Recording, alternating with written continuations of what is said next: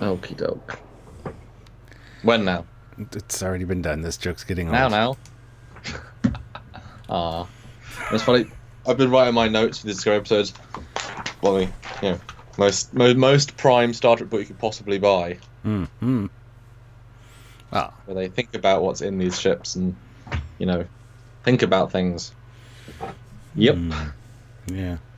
and fans made stuff. Do you remember that? Do you remember those days, Stuart, when fans understood things, made things? I do very well, very well indeed. Mm, miss And those days. yeah, I was just gonna say that. Yeah. Yeah,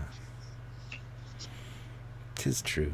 All right, so, uh, hi guys. I don't see anybody here yet, but maybe nobody's gonna watch us today. What? I said maybe nobody's gonna watch us today. I don't see anybody here. But I'm Oh, alive in a there's few days. Jonathan Alvarez is here. Hey, Hey, Jonathan. There's somebody. That means the chat's working and you guys can see us. Adam Boots is Adam here. Boots is off last acts right there. Yeah, we haven't done one for a little bit. We did one recently, but it wasn't obviously Trek themed. It was just Trek themed. If that makes sense. No. Because life is just taking us in. We're being busy all the time. It's a busy time of year with the holidays coming up and stuff. There's a lot going on. I mean, it's not even related to the holidays though. I had Some of my stuff convention. is. You had. Okay, fair enough. But it'd be nice if in December we could churn out some of these. Mm-hmm. I kind of got used to them. I think you guys got used to them. Oh, and Blaze Sabers has finally caught you guys live, which is lucky because it's a random live out of nowhere. We're doing one today and one on Thursday, same time. Because we can't do one. Can't do one tomorrow because of things. Yes, I can do one on like Friday, Saturday, or Sunday, and I might do one on each day. I don't know. I need to just start doing more. You should do more gameplays. I want to see you. See, I said before, do Sinister Empire. Like, start a vanilla game, start on the first level, learn it by the way you normally learn games. It won't be Star Trek for the first little bit, but I think you'll love it. I don't like playing games that aren't Star Trek. So boring. No. Bad Stuart. Makes no sense. You're gonna hit me on the nose with a rolled up newspaper now. Well, rolled up notes. Yeah, this episode, only 1.5 pages of notes. Yeah, got about the same, to be honest. So a lot less this time. But Stuart, what are we doing today? And why? Well, we're doing a live because we love you guys and we love interacting with you. But we also could use some super chats. You guys need to super chat sometimes because super chats are awesome. Just so you know, helps out the channel, helps us out, makes us happy, makes you feel good, hopefully, about yourself. But anyway, today we're doing a rewatch of episode 5 of Discovery. Choose Your Pain is the name of the episode, and we are doing these rewatches because season 2 of Discovery starts in January, and so we want to get caught up, rewatch, and then do our regular reviews of the new season as well as live discussions of each episode as after they happen, so that you guys can join us for those and also have our regular reviews as well. And my iPad is being a pain in the... There we go. I won't turn my L cars back on. You can just look at the Trekyards logo. David Bessig throws in $2. Thank you. I love super chats, he says, and we love the super chats as well. Josh Street puts in $1. Thank you, Josh. So we're going to be talking about Choose Your Pain today. And it's funny, every time I see that title, I know what people are going to say. And of course, when I posted it on Facebook that we were doing this, a lot of the comments reflected exactly what I thought, where people were like, well, watching Discovery is kind of like painful. It's like, really? Lowest common denominator joke. Well, this is well thought out as the idea of the choose your pain punishment. Poorly thought out. Yes. But and also this whole episode, sort of poorly thought out too. Not well thought out. It was one of my big takeaways. Yeah, there's a lot going on. You know. Yeah. Well, and I remember being quite positive about this episode first time round because lots happened, Mm-hmm. things changed, interesting. Mm-hmm. D7 was obviously a focus for us, but things happened. Mm-hmm. But there were all the promise of more. Now we know what the point of this season was. I look at this episode and see it's very, very hollow. Because I know what everything's leading up to. I know how poor the setup is. I know what doesn't work because you know where it's going.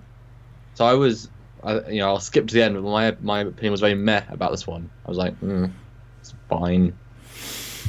Yeah. Really ultra middle of the road for me. Yeah, I totally agree with you. David, David, not excited at any point of this episode. well, there was one or two moments I liked, but Yeah, as there it's always are. just a weird meh. I didn't. Yeah. Was last episode I really liked. It's weird. I mean, I was in probably different headspace each time, but knowing what everything means lowered this episode for me. You know? Yeah. David Bessick puts in $5 and says, "By the way, Commander, David. I would like to email you about your thoughts on a ship I'm working on. Please be sure to look out for that. I'll send 2 Trekyards emails." Okie dokie. Is David Bessick in the name of the email address? Because then I'll know it's from you. Probably. But we do read all the emails, or I certainly do. But I know that we're both very busy right now. I'm trying desperately to finish a convention set of green screens I did this weekend. But I'm hoping to email back everyone that's emailed about, because we had 4 originals requests, but I deal with that, so I've had no time to deal with that. So I'm hoping December fans will get flurries of emails from me. It'll take me like half a day to respond to you all. To progress, but it's hard to think of new things when you're too busy with the current things you're doing. Mm-hmm. Like 3 originals on the go right now anyway. But cool, and if it's exciting, I'll be like, oh, it'll be so exciting to have a response straight away. Maybe. Yeah. Joseph Petrick puts in €2. Hey. Choose your haircut. Hi, guys. Yeah, I got a haircut. Yeah. I did not. My hair... I was wearing a hat earlier today. I filmed my captain's log for Friday and my Eagle Moss review. And for the captain's log, I'm wearing a hat because my hair was like, it was sticking on the side here a little bit. And I'm like, oh, just put a hat on. So I'm wearing my Trekyards hat. And I did wear it for the review as well. Yes. But, Yes. I want to hear my haircut, Stuart. I'm back to like simple me. It's not as foofy. No. Well, I always have the front. Never goes away. Right? David Bessig puts in $2 again, sending from ST Star Trek Bird of Prey 2018 account. That's a very new email address. Nice. Thank you. Also, it's always nice to make super chat and answer their own question, and they really don't need to because we do monitor. But thank you. Yes. Very generous. And guys, anybody that put in a super chat, you have the super chat rewards there. I can play those for you guys. If you want to just watch an animation, put in a super chat and you can pick one of those there that's listed. And we have some bonus ones as well if you just want a random eye pick kind of thing. I will do that. And obviously, any question you ask on super chat, we are forced to stop and talk about. So do feel free just to forcibly interrupt us with your super chats. That's kind of the fun as well. Because we did this first time round with just us, and that was great, edited and all. This time, we now, for the first time, really are getting a chance to talk to you all about it. So I'm excited if you guys have any thoughts that you want to be said, if you feel that strongly, super chat, and we'll say it even for $1, whatever you want, and we'll say. And speaking of super chats, we got 2 more. So we got Jill Wright put in $2. Thanks, Jill. Synopsis for episode 5: Klingons play with their food. Sure, they'd like to tenderize it as well. Well, since they don't take prisoners, makes sense. Except for when they do. Food. Well, wait, unless they're food. Yeah. David Bessig puts in another $2 and says, "I always super chat when I talk on here." And thank you, we really appreciate that. It definitely all helps out. Okay. Shall we begin? Shall we begin? Sure. What was that from? I'm trying to remember now. No, it's Khan, isn't it? No. Yeah, well, he does say it. No. He doesn't. Not as in Benedict Cumberbatch Khan. He goes, "Shall we begin?" That's who it is. Yes, you're right. It is Khan. I was thinking Ricardo Montalban. I'm like, nope, that's not who says it. Sound like. Yeah, but you're right. Shall we begin? There should be a Foley flyby, just a Foley flying through space. Hey, you know what? I can do that for you. I can. And I will. Hold on. I gotta make something go away, though. There we go. Okay, so this episode starts with a fever dream. And the only thing I thought from it was good looking but boring sets. Yeah, that's my only thought from that, really. I would agree with that. Very stereotypical sort of scene. I was like, oh, yeah. I should get his pictures up too, shouldn't I, Stuart? Probably, yes. Because I can't remember watching the live with you with it. It's too delayed. Right, onto an old hard drive, because these are from a while ago. What do you think of this intro then, Stuart? Because this is now our third episode on Discovery, with theoretically now settled. Theoretically. Yeah. It's just... I was... One thing that annoys me, and I said this the first time we watched these, is the whole... last time on Star Trek Discovery, I really get sick of those. But, yeah, this dream was very interesting. The fact she saw herself in the imaging chamber. Again, you're right. They are nice sets. They are very beautiful looking sets. However... and this got me thinking, I remember early on, that she was somehow going to be integrated in this spore drive, and it's kind of not what happens. So, but it's kind of a precursor to what does happen. It's a little tease. Somebody's going to get integrated into the spore drive. At the time, didn't know that, but thought she was going to be the important factor, the linchpin here, and of course, it turns out she wasn't, so... I will say about this episode, I appreciate that she's still doing her job, because she doesn't do a job at the start in terms of xenobiology, then she does with Ripper, and then she does other people's jobs from now on after he leaves the show. So at least she's xenobiologing, although it still feels very much like, because I mean these episodes were introduced to pad time. Originally we were going to go Mooniverse by episode 6. They said no, we'll do 3 more in between. So this feels like an episode where she keeps getting the right answer because plot.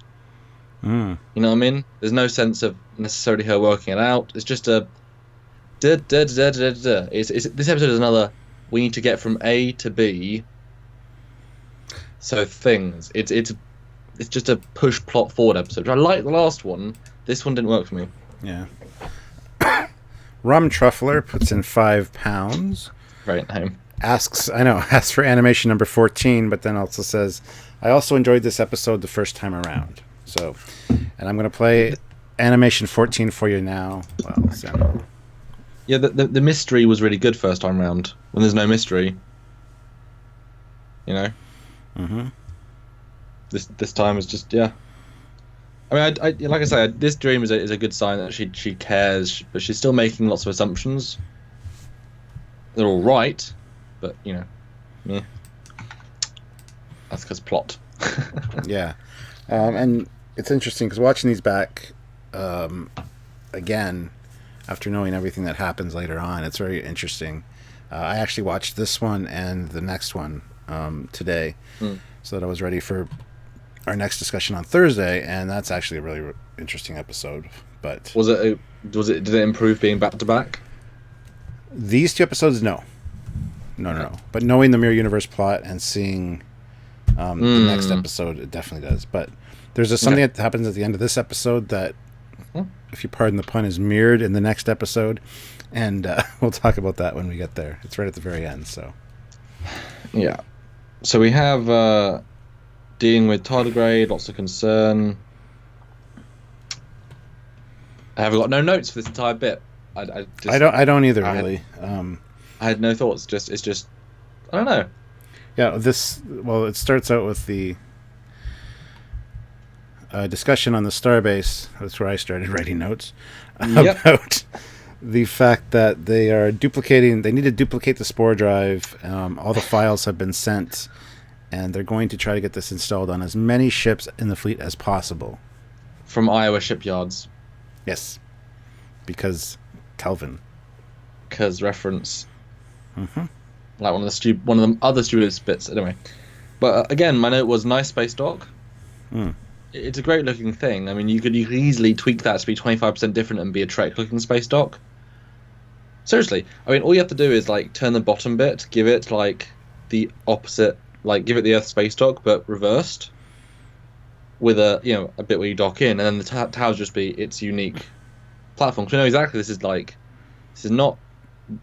Starbase 1, which is not Earth space dock. This is around a planet that's a little bit from Earth, but it's basically at Earth, just not actually at Earth. Yeah, you never get a sense of where it is. They don't give a shit because this one gets taken over by Klingons, which is literally on our doorstep, but they forget it's at our doorstep. But it's the only model they have. They don't care. Jappy Maddox keeps asking the same question. Oh. Speaking of files, why don't you do more data files? Totally off topic, but that's okay. Which one was data files? Oh, the small ones that we did. Yes, the bite-sized. Why not, Stuart? Because the viewership wasn't what we needed it to be for the amount of work we put into them, and the payoff for them isn't as good because they're not 10 minutes long, so you don't get as much ad revenue. It's a twisted tale. I mean, if they were really popular and got like 15, 20,000 views or more, it would be a different story. We'd be making them all the time. However, to put all that time and effort into something that we put a lot of time and effort into and not get any payoff of is kind of disappointing. So you kind of speak with your views and kind of tell us exactly what you want that way. So we kind of focus on the things that get more views. Yeah, if people don't watch it, we don't make it. And like you said, we can make like $3 off that, but 3 times out on a mission briefing. So we were hoping they would get 50, 60, 70,000 views, but they just didn't. So it's a shame because we made half another season, but not gonna. We had a certain art, like it was a set, so it was gonna be. I didn't finish them, but they were filmed. Because we were listening to you guys, and a lot of people think we're detailed and all that, but we're sometimes boring and the dad jokes, blah blah blah. So we wanted to cut all that out and make it very succinct and to the point, and boom boom boom, fact. And see how it played out, because I mean other channels like Space Dock and stuff have that kind of format, and it seems to be really popular. So we thought we'd try it, and with new renders still, because that's kind of what we do. And it didn't really pay off. So nope. Anyway, but they're on the Space Dock, and it was weird. Saying Spore Drive and so many ships confused me because the Discovery was built. Again, this whole episode it felt to me, and I hope you'll agree, where the script didn't. Whoever wrote the script, I feel like multiple people read the script. I feel like who had hands in the pot, didn't go back and read earlier scenes, and then future episodes didn't go back and read earlier episodes because they said they built the Spore Drive. They built Discovery for the Spore Drive, right? Well, they built Discovery around the Spore Drive tech. Yes. So you can't just retrofit. I would assume any ship. Otherwise, you could just retrofit any ship to do Spore Drive. Because if the spinning is not mandatory, it shouldn't be in Discovery. If you have to make every ship spin, that completely changes the source. If you have to change the source route, that's radically different. If the nacelles have to be there that long to survive Spore Drive travel, then that has to be redone. Then the only thing you've got left is a secondary hull. At that point, you're not retrofitting, you're rebuilding. I mean, what's the... You know what I mean? It doesn't quite... If they said, we're building more crossfield classes, that would have been the natural dialogue, Iowa is now building 6 more crossfields. Okay. Cool. There we go. Or the next generation of crossfield refit, whatever. But, I don't know.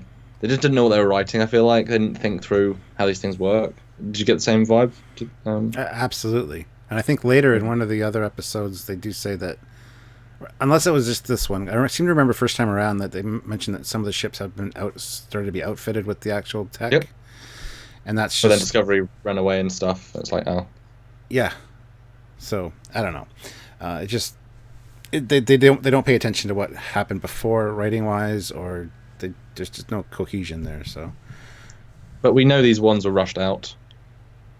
But there's lots of little plot holy things. But again, the season gets better because they have more time to flesh out the scripts and refine them. I think these must have been like second or third draft. Remember, they did say they hired Trek canon specialists after like episode 5, so there's lots of mistakes as they start, and there's a plethora in this episode that would have been, again, second draft. This whole season is a second draft problem. Please do please do one. I wrote Convergence in like 4 drafts, then like refined it in 6, and you don't Yeah. find the same plot holes. Yeah. It was a nice meeting room and conference room, though. I really liked the design of it. I liked the holographic display on the table. I thought that was really cool. Very, very dark matter, if you've seen the show. Yes, yes. Yeah. But anyway. Although I will say about that, Lorca is an interesting one in this episode. He doesn't feel mirror as much in this episode, which I think he should have. Shall I explain why? Yes, because I'm gonna kind of disagree with you there. So in this scene, he's power playing, but it's so held back. He's just like, well, yeah, I'm the boss. Well, yeah. There's no like, he's not giving it his all. And then when he's being tortured and all the later stuff, he's being really prime. Like, because if he was allowed to be himself, he would not be that. So I think the writers knew that if they would let him be the character he's meant to be, he would play those scenes radically different. So they directed him to just be a really restrained him. We'll get to that in a minute, or a few minutes. But he felt like this whole episode could have been prime Lorca, whereas the other episodes were very carefully written to be teasers when you go back and watch it. This one could be either, which I thought was just weird because when he should have been pushing the no, you listen, Admiral, I'm doing what I want. You know what I mean? Well, we get a little bit of that in the next scene with him after the Tilly Burnham scene. Because a little bit more. Yeah, the next scene is Tilly and Burnham. Just Tilly's self-conscious and worried that Burnham's made another friend and doesn't want to talk to her anymore because it's a big ship, lots of people. And that's a great shot, by the way. But there's not much to say on that scene. Nope. It's not juicy, Well, I disagree. That shot's very juicy. But moving along, next scene is him taking care of his eyes, his low light tolerance because of his battle injury. She walks in, throws the lights on. He's like, turn off the damn lights. And this is a great discussion between the two of them. She's like, why don't you just get your damn eyes fixed? I don't know if he can, first of all, because he's from the mirror universe and the sensitivity to light. But yeah, it's a nice little hint to what comes up later. And then they kind of establish here that they have had a relationship because he says, "Are you talking to me as a doctor?" And I didn't catch that first time around, which shows you that some people say, well, whoever can't be on the a doctor can't be on the career path to be whatever, or engineer can't be a captain. No, a doctor can become an admiral. It's not, you know what I mean? There's still a progression of rank, just in the nature of if you're a really good officer, or you can choose not to be. You can just stay what you are. Do you want to be chief of medical on a ship? Politely refuse a command. Although it's weird that she'd be leading a war effort if she was a doctor. Well, she was a doctor, a psychiatrist, or whatever, her past life. So not necessarily the most command trained person, but I mean, Deanna Troi did command, and then she was a psychiatrist and did command. Yeah. Raj in the comments says, was it confirmed that Mirror Lorca killed Prime Lorca? And no, it absolutely was not. The chance of Prime Lorca showing up is still a thing that could happen.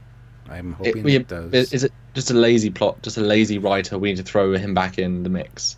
But no, they swapped places. There's no killing. It's just, and then we assume one died or not. Totally up to the writers. Yeah. But this scene was I like how, get your eyes fixed. Well, I don't trust the doctors. But if he goes to the doctor, if he actually went to a doctor, I'm sure they would say it was a genetic thing, which isn't a battle damage thing.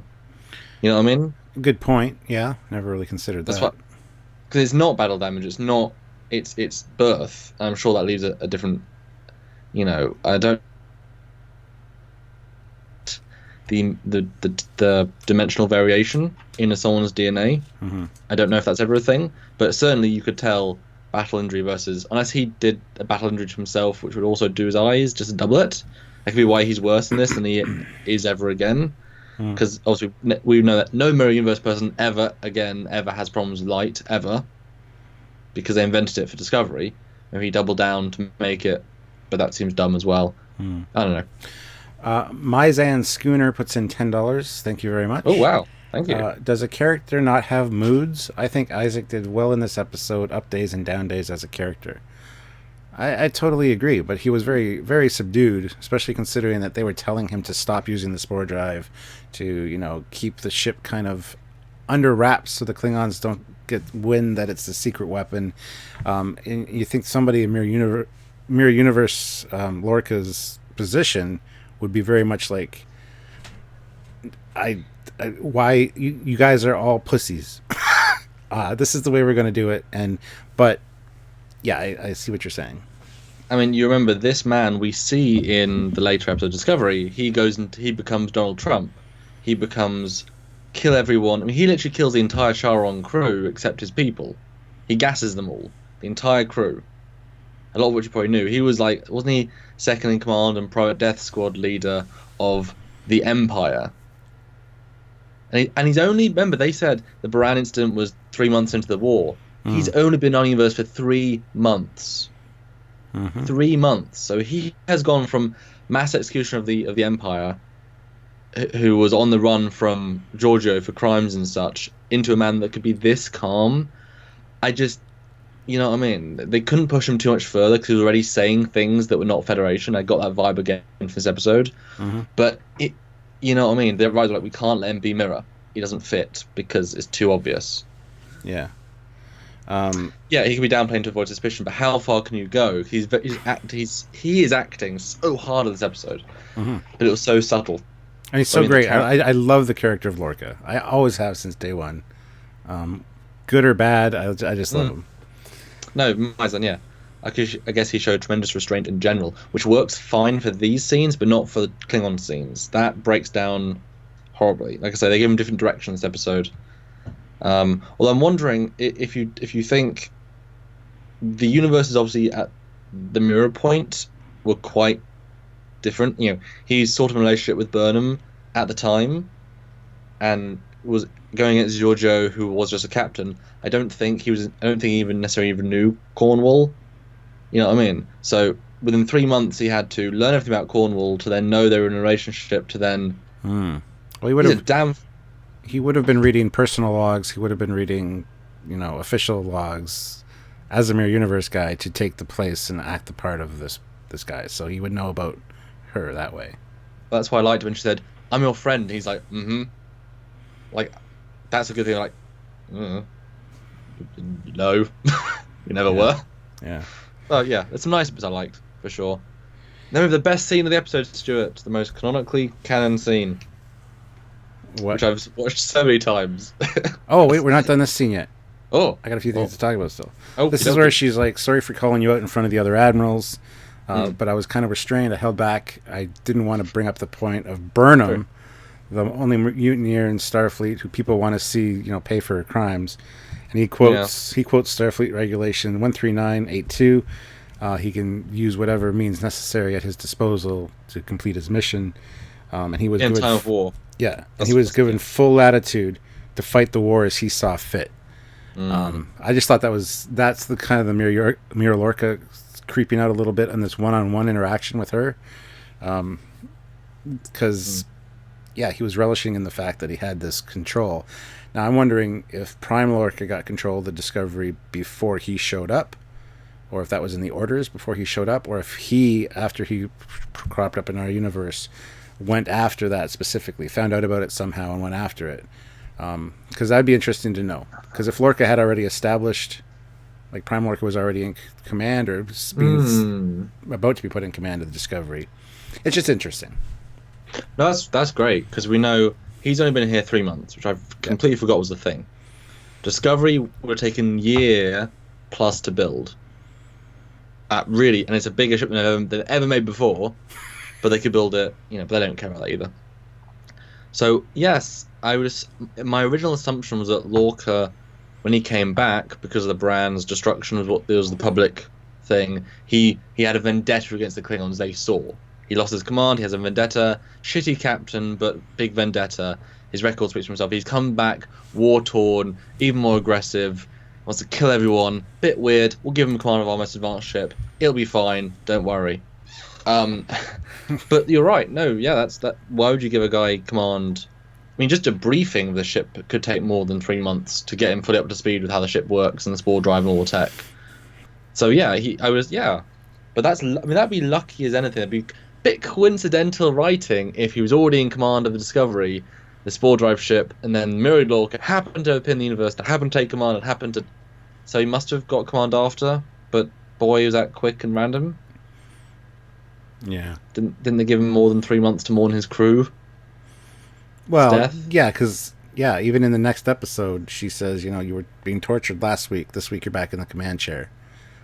Like he made a point of that it's meant to, and his whole crew of the Baran got killed. So yeah, you'd think he'd need more than 3 months off. I don't know. And she's the Admiral Doctor. She should know. Yeah, he would have pushed for it, of course. And they say in the next episode too, he fakes all his psych evaluations to lie to them so that he can actually prove that he's fit. So, but that's really, I think they've pushed the timeline of how he can be in command. I don't think they thought that through either, because neither really works. Yeah, now that we've actually, I want to ask the fans though that are watching, which do you guys think makes more sense? Because I don't know which to go on that.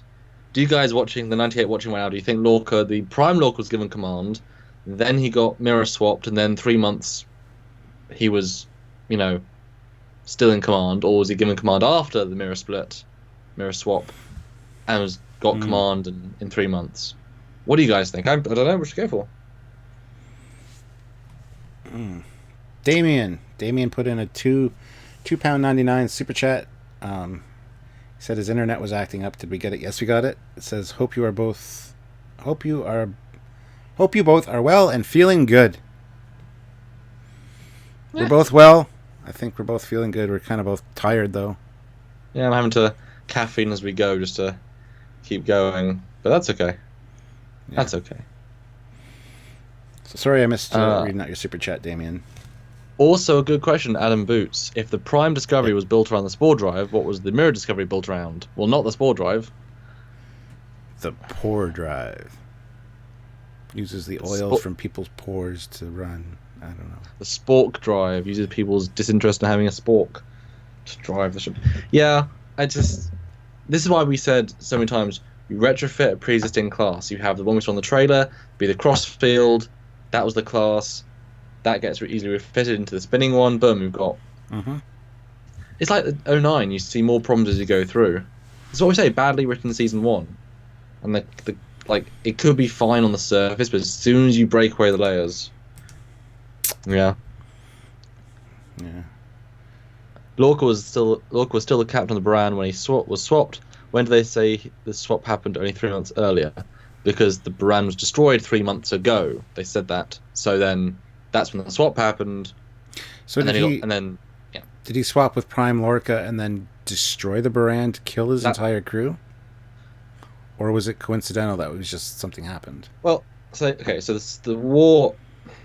So he lost the Baran 3 months into the war. That was the information. We know who was swapped on the Baran, but Mirror Baran was in the cloud, and Prime Baran was fighting Klingons, I guess, because that was his excuse. And then he killed his entire crew to get away from them, so I guess he couldn't hide it from them. Or he let the Klingons blow up the ship. Yeah, I want to hear the story of what happened there. Well, we're going to rehear it. I want to... Again, they didn't think it through.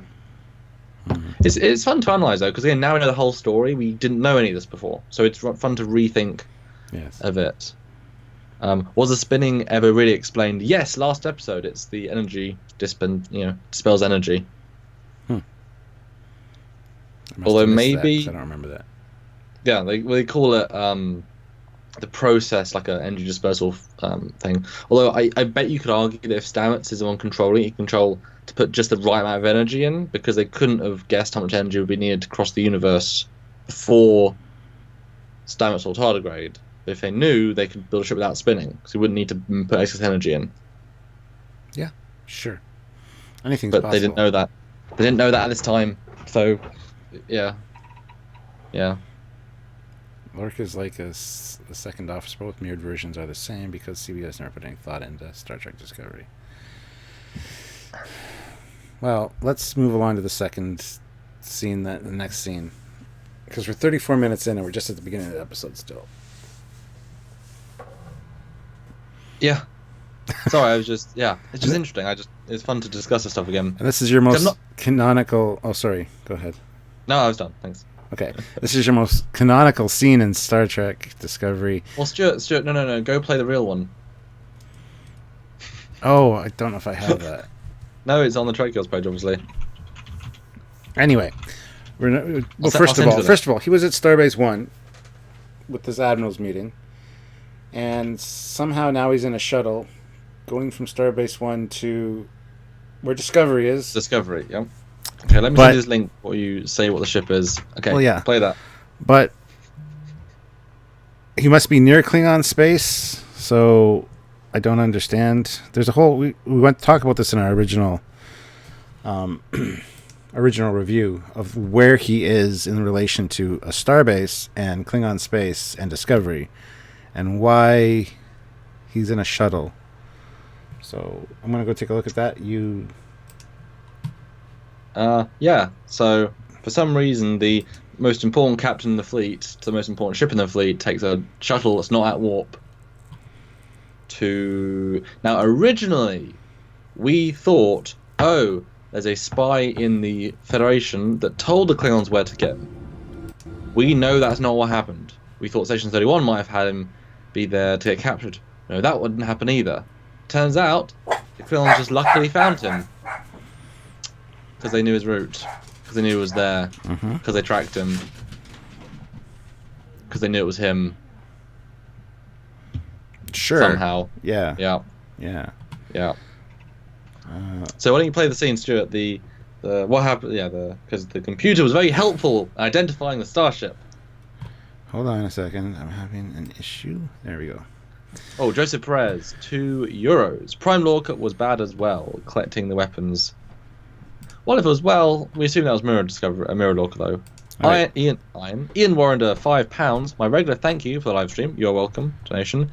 10 only when suitable, please. The animation, but have this one as well, Ian. So this is what happened. So we're gonna play the episode. Yeah, we're gonna play the actual episode animation here, and then we'll get to your animation.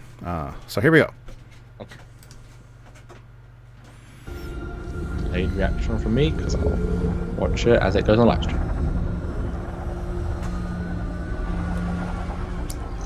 Warning: incoming warp signature detected.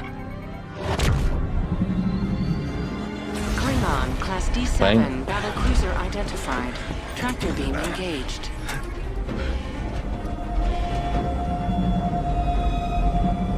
That's what the computer said. D7 battle cruiser. Yes, exactly. That is the best D7 scene I've ever seen. And well, then there's the comparison between the two, because that's of course not what we saw in Discovery, and that's all done by Samuel because Samuel's amazing. Yeah, it's fine to go back and retroactively be able to show your own footage. Oh, such a silly scene. Yeah. Although, yeah, we'll get to this. So, Maizen, another $10. Thanks so much. Can a cloaked ship not just intercept anywhere? Just needed intel. Yeah, it would have been smart if it just decloaked, because that would have been clever. The fact that it warped out, then did a thing, is like, well, so were you cloaked at warp? Yes. And they decloaked at warp.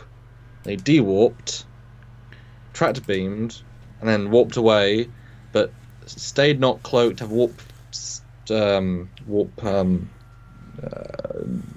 trail to follow, which dissipated, but not cloaked, so managed to pick up on it again. If a ship cloaks, you'd assume that you couldn't detect it 7 hours later. Oh, yes. Yes. Ian, I just played your animation. I'm just gonna play it one more time. Oh, no impulse engines, that one. Oops. Guess they weren't on the level. Yeah, that's what I was talking about. I said they weren't cloaked, but they should have been. I don't know. What did you think about this scene now, after the fact? I was just confounded by the stupidity of it, because I don't know where they were. I don't know why they called that a D7. I don't know how Discovery isn't close enough. I don't know. See, because the shuttles, how fast do the shuttles go? Are they warp capable? We know they have a warp 1 shuttle at least.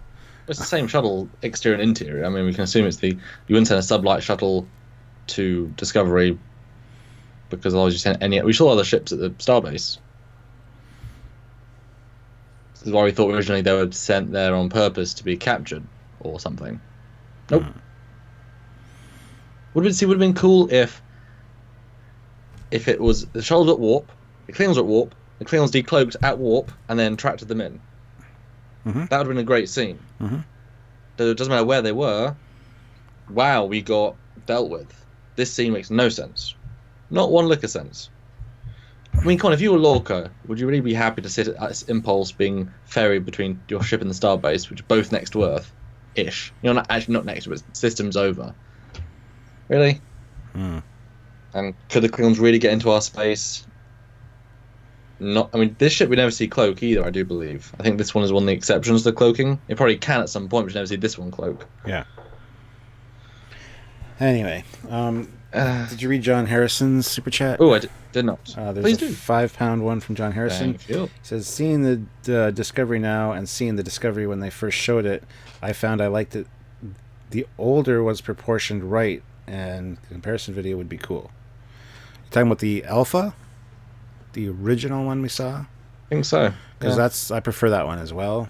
I know a lot of people don't like it, but we could do a comparison video of that. That'd be actually pretty good. Yeah. So yeah, the pilot gets killed, Lorca gets captured. And then the next scene, Burnham is concerned about the tardigrade, its health. It seems to be, the spore jumps seem to be very detrimental to its health. So she's very concerned about that, and I kind of like this aspect of it. This is more like Starfleet, caring about the animal, and so she's doing her job. Yes. And he's doing his job. Like he's a bit harsh, but you can see they've got such a poor relationship. Their relationship is like almost a second thought. It gets a little more explored in this episode, but it's still very like rough at best, despite 7 years knowing each other. No, I agree. Oh yeah, and also, is this the next one? Is this the next scene? Oh yeah, so we get to, obviously we got the whole Giorgio's and the same decorated captains, no she doesn't, go away, whatever, moving on. I hate that. It's just patronising to Star Trek fans, like, these are all the legends, and our person who died and we have no interest in. Okay. Because we have a name too, yes. Yeah, so then we get Mudd, who I actually thought overacted. I thought was a bit too silly. Because in this situation, like, that much lightheartedness felt very... Because, like, this is when you start to go to L'Orelle's plan, and how, is he actually part of her plan, the grander plan? Or was he happen to be on this ship anyway to give information? Was he a deliberate spy? Was he a guy they turned? If he's a guy turned, he should have been beaten up anyway. Like, you know what I mean? Why is he so chipper? And it's just, he was never that chipper. Not that chipper, And then I have the note.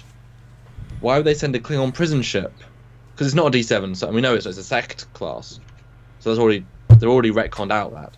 Why would they send a Klingon prison ship into Federation space right near Starbase 1, not Earth Space Dock, to capture Lorca? A prison ship. See, the thing is, when it intercepts them, the computer identifies it as a D7. Then later, but it's not. Okay, it's not. Retconned out. They already have. And then later, it's referred to as a prison ship. Now, did they get? Is that the ship that captured them, and then they swapped them, and took them to another ship, or is this the ship that intercepted them? I would assume that's the case, but yeah. Then why send a prison ship in? Is it specifically a prison ship, or do the prisoners just not know what the hell they're talking about when they say it's a prison ship? And there's a wonderful scene later on where Saru, in the space of 3 scenes, calls it a Klingon battle cruiser, prison ship, and a bird of prey. Every single time they refer to it, they change names, and they don't know what it is at all. So why are they calling it a bird of prey and a prison ship? They have no idea it's a prison ship. He has no information. They just have a warp trail. They have nothing. You call it all 3 classifications in 3 scenes. Again, the scriptwriter didn't go back and check what they'd written. Like, it's like, because again, D7 class battle cruiser. They didn't call it D7 class, or just D7 because it's a D7 prison ship. You know what I mean? It's a battle cruiser. I've got this little lovely scale chart thing I'll refer to in a minute. I just love how, I love how Hardcore Fenton Mudd was in prison for falling behind on his moon payments because he borrowed some money to buy a moon, and I just thought that was funny. It's like a mortgage payment, only way worse. Unless he is part of the Rail's plan, because he does escape, he does get away, and then again he's not hurt. He has his friend, his little bug friend, which he's allowed to keep. And what's his bug friend's name? Stuart. His bug friend is named Stuart. Yes. I'm excited for a Sam. Probably a target dummy as well, so we both have that. No, it's Mudd is good in this episode, but he seems there's more to that story. And actually, I do believe the short is how he escapes or how he gets captured. I believe that's part of it. And that's the next short too. No, yeah. Sorry is the next one. Mudd's the last one in January. Although Mizan again, $10 wonderful dollars. Mudd is crazy. Crazy people act normal badly. Great performance, but he's not crazy in the other episodes. And he's not even crazy in the next episode with the time. He's very sane. He's very focused. He might be unhinged. He's not crazy. Yeah, I wouldn't call Harry Mudd crazy. He's confident because he knows I'm a spy for Lorel. They're not going to hurt me. I can choose someone else to be in pain. I never need to actually be in pain. I bet they're feeding him because he's not very much lost weight. He doesn't look malnourished. The other 2 did. Mm-hmm. I think he's working fully with them, and there's more to that than we know. Gonna be honest. Mm-hmm. Yeah, unhinged. Yeah. I like Jill. He's responding to Rhode Island, pointing out that the human prisoner is Vok modified into Tyler. It's like, we know. And Ian Warrender puts in £2. Were the Klingon D7 holo projecting a different ship? I mean, what's the point of that, considering the computer knew exactly that it was a D7? I mean, just going on visuals. And if you could holo project a Federation ship. Yeah. I mean, if you have to create really, really silly things. I mean, like the augment virus is a really silly thing to explain a thing, but it works, whereas that doesn't quite. I thought it was funny, like it's a prison ship. And Adam Booth points out that Mudd has a well-trimmed beard as well. It's not scruffy, and it's not... Well, yeah. Well, and the other prisoner has a very little bit of stubble, and Tyler Vok has very little stubble, so I mean... I guess they weren't that long. Actually, yeah, Tyler, for 7 months of fake prison ship, as in being a prisoner, his beard's very minimal beard. That's because it's not Tyler Vok. Well, it is, but it's not. I don't know if you knew that. Wouldn't Lorca just say, "If you've been there 7 months, why is your beard not ridiculous?" Because he said they put the prisoners in rotation to keep us fresh, so he was pampered for a while, I guess. With the Klingon sex. Torture. Well, because the captain of the ship has taken a liking to him. He even said so. I was going to say, I guess Klingon torture only works if you're pampered the rest of the time. Yeah. Contrast. So what do you think of this whole setup? Because Mudd just goes straight to exposition. I can tell he hasn't talked to anyone for a while, so he's just like, I'm going to tell you my life story. Dialogue, which is fine. Then we get this other officer, and then we get the whole choose your pain thing. Now, what do you think about this in retrospect?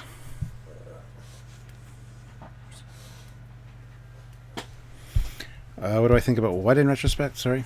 Choose your pain in retrospect. Because that's basically the one new thing they're adding to this episode. Or the law. It's a good tactic. And it would explain if he was working with them why he wasn't injured.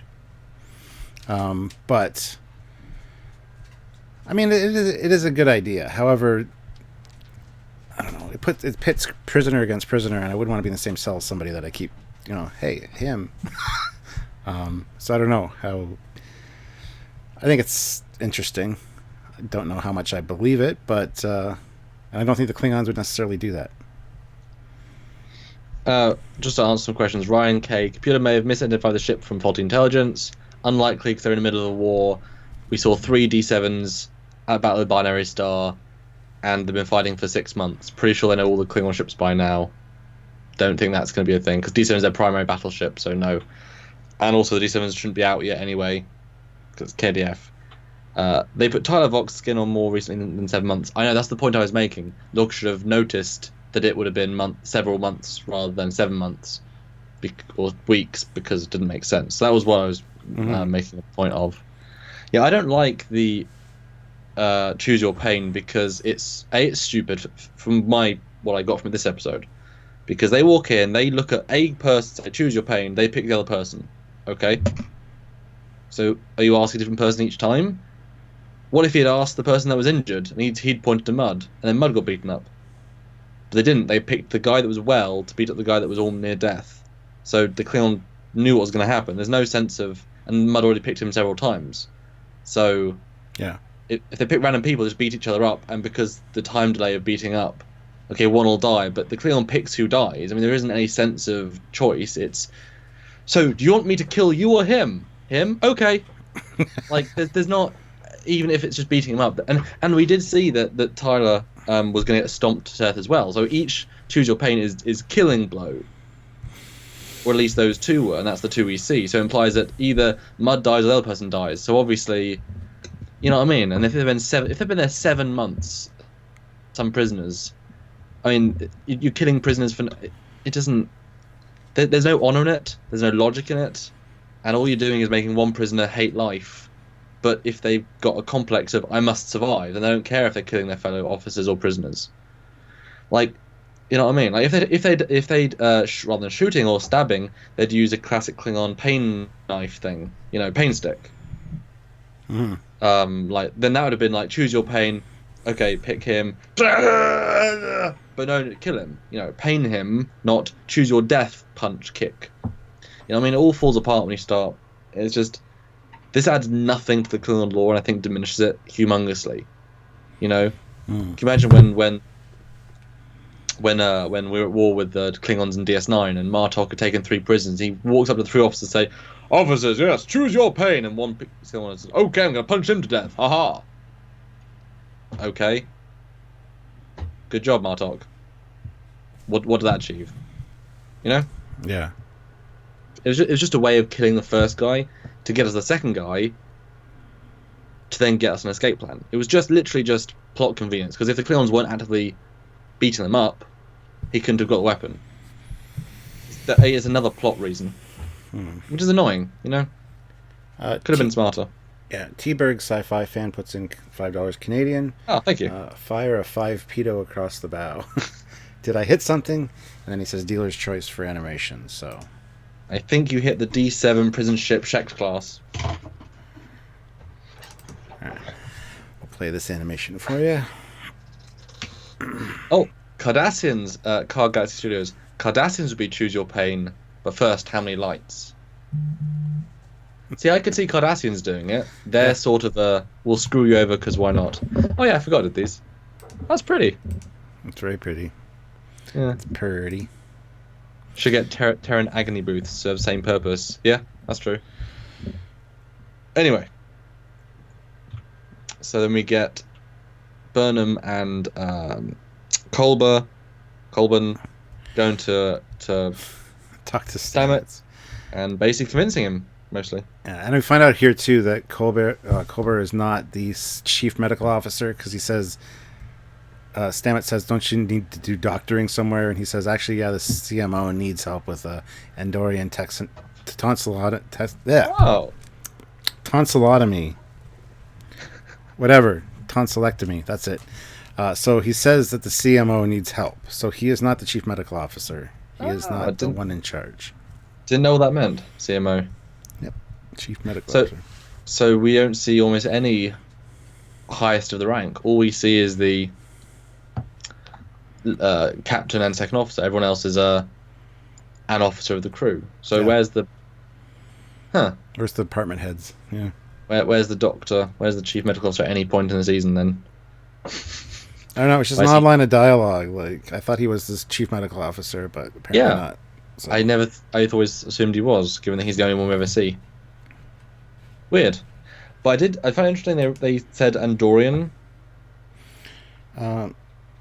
because there's several aliens in the earlier briefing room, mess hall scene, and they mentioned Andorian. So this is a mixed crew, even though we only ever see Starfleet for the most part. But there's Andorians on the ship, but we know they pretty much have split crews of each race at this point. I thought it was weird that now we know there's been Andorians on the crew, yet we never see one. That's the same problem that the new Star Wars movies have. They never use the old races in the films because they want to invent new races each time to sell more toys. Like, we never see Rhodians or any of the billions of races, which would be more interesting, and they should be everywhere. Just have variety. They always have just new ones, which are just new ones. It's like, if you want us to show us Andorians, show us and more Andorians on the crew rather than random alien number 17, because you've got all these aliens to pick from. Why are you inventing new ones? There's no reason to waste. I mean, come on, R&D budget to just make that as a waste of everyone's time. Weird. Yeah, Joe Wright puts in $5. Oh, thank you. Was prisoner who Thank was out to lunch victim of the Klingon mind ripper? Is that how Tyler's mind was transferred? I don't see why not. Because, I mean, they do talk about it in the original series. Was it called a mind ripper, or is it called something else? It was called the... Because there's a Phase 2 episode about it as well. Yeah, it was the Mind Sifter. Yes, thank you. But then he describes it's more like a mind ripper. So... But we know Ty's mind wasn't transferred. It was a construct built. It was like artificially built. It wasn't. It's not actually two brains. It's Vox brain with stuff piled on top, but not real, Tyler. Yeah, I don't remember. Yeah.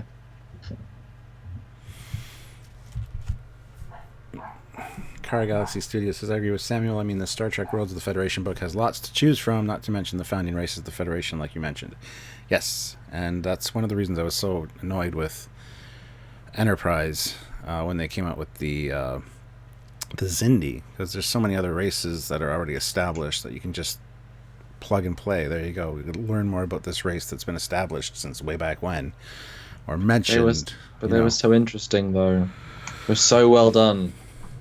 Yeah, but they were the ripoff of the Interstellar Concordium from Starfleet Don't Battles. think they knew that when they were doing it, though. I really, really The doubt similarities are way too many. I There's know. 5 unique races, or 5 unique species, all called Xindi, Quadics, To be fair, reptilians. though, we know people could ask about that. We should just ask them. Because I'm sure one of them would know. Yes. Isn't the Mind Sifter a Romulan device? I think I heard that in an episode somewhere. No. Klingon. Yeah. Sorry. Okay, so then we get Ty's introduction. Now, what do you think? Now knowing this is Rock. He's doing also Kalish. He's in the coup. He's introduced. Yeah. He's lost his speech appearance. Yeah, seeing it now, it's like... It's so blatantly obvious. The fact he's supposed to be in there 7 months looks that good, and I don't know. And we speculated on this on our original review, so it'd be interesting to go back and watch that and see exactly what we said. But I know that. I mean, I've got the folders we made for each episode. I'm pretty sure. Yep. After this review, people started saying it online. I was like, that makes sense. I remember I suggested the video to you. We filmed it, and you were like, oh my god, that makes so much sense. So literally, as soon as it was a thing, people started guessing. It's pretty blatant.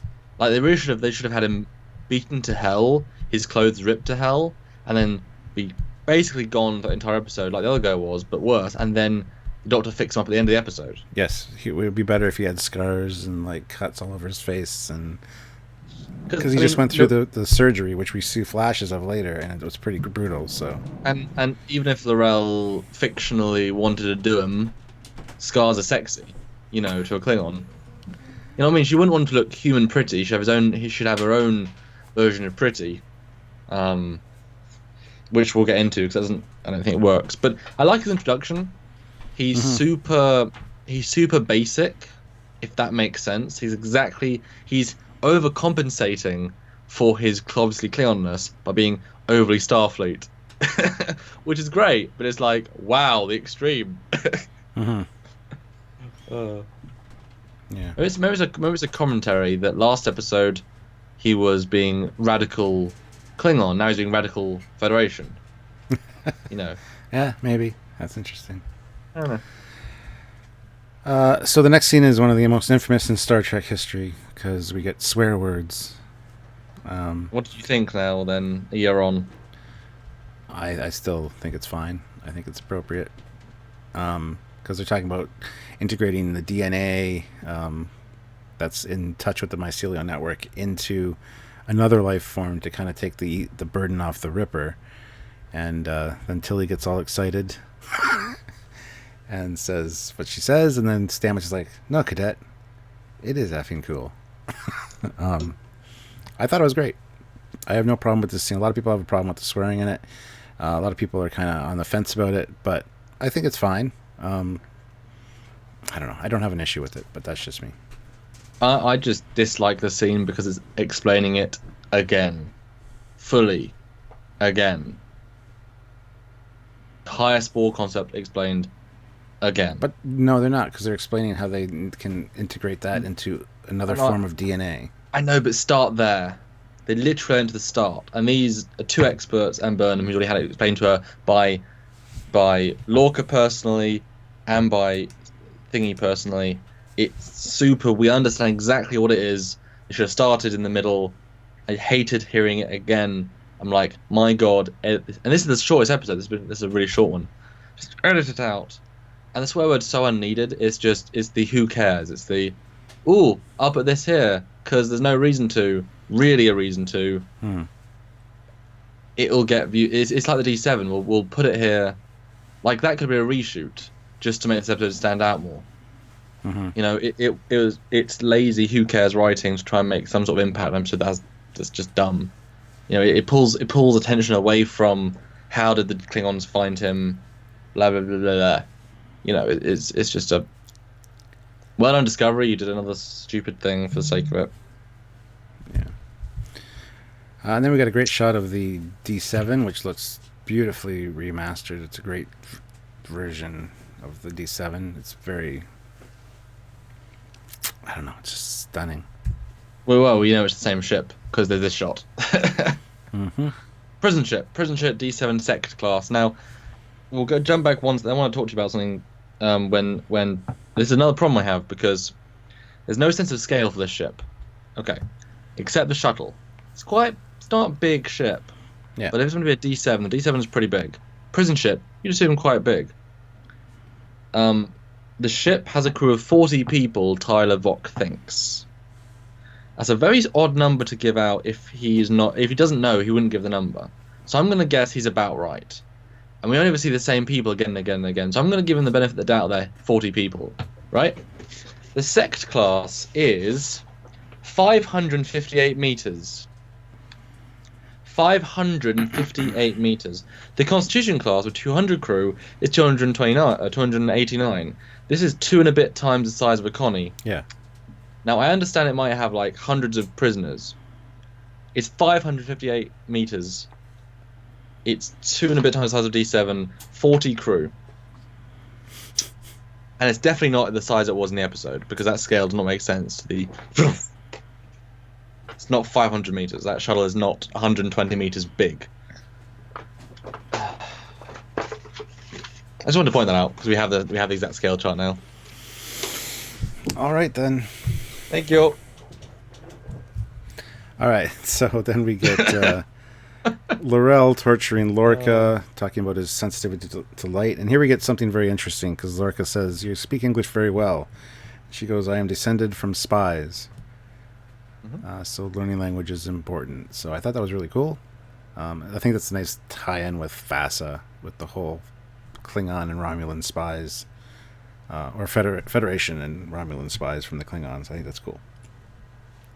Yeah, but this whole scene again, this scene was his chance to be Mirror Lorca. He has nothing to hide, nothing to prove. There's no plan here. He's enjoying this. Not enough. Like, it's not.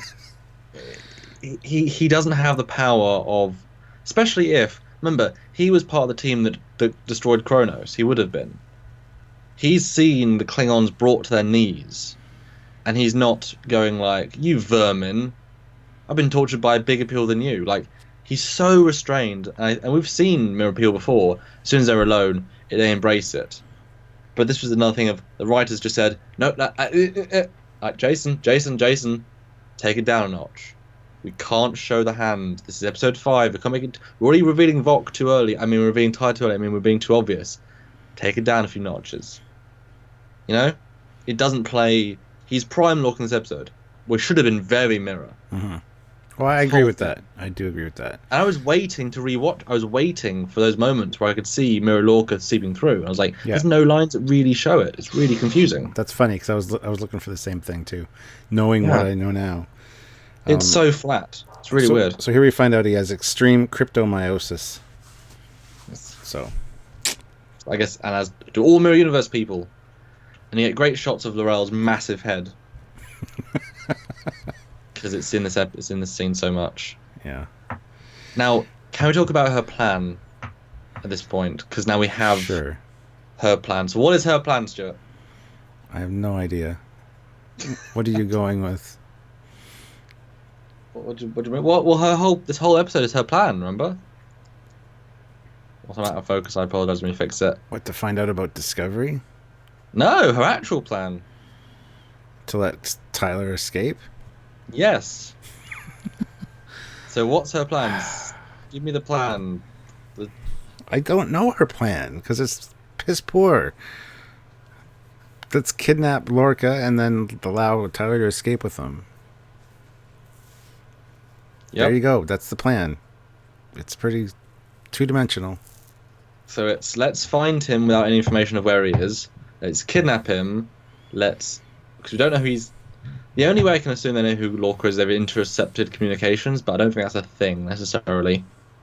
I guess if you have cloaked ships, you can probably do that easier. But then taking him in way easier. It was easy, but. So the plan is to kidnap him, not get any information out of him, with the plan to let him escape easily, and then hope Discovery finds him to let him escape. Because if Discovery didn't appear, he couldn't have escaped. But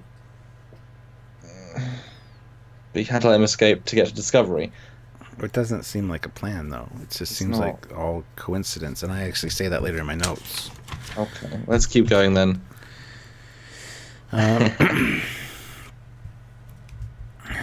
Yeah, so then we get the whole Saru's he's in command. He's trying to figure out how they can find the ship, and this is where he actually says, I have 134 souls to protect. So we find out the crew complement of Discovery from Saru himself, and you're grabbing your scale chart yet again. So, what is the crew of a Constitution-class ship at 289?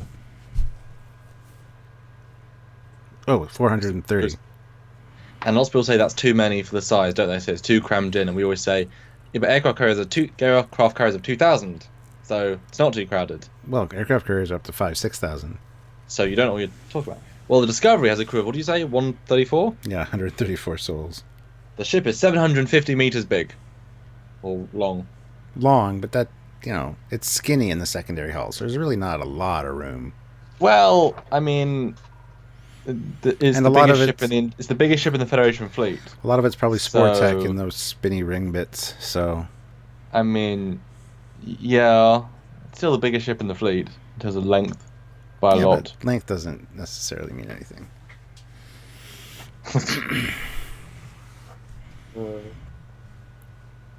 Yeah. That's a very low amount. But yet they can do 500 scientific things. So that's 3 per person at any given time. we know they haven't even got spare accommodation because they're sharing bunks. So they haven't even got room for 100, more than 124. So everyone's doing. Tilly's like doing 3 assignments at the same time just to do it. So, it's great. I don't even know what you're talking about there, but okay. Joseph Petrick puts in €2. They escape same way Luke and Leia did in Star Wars Episode 4. Yes. Yes, but also Discovery didn't know Discovery would be there, when it would be there, if Lorca would fly in the right direction to get to Discovery.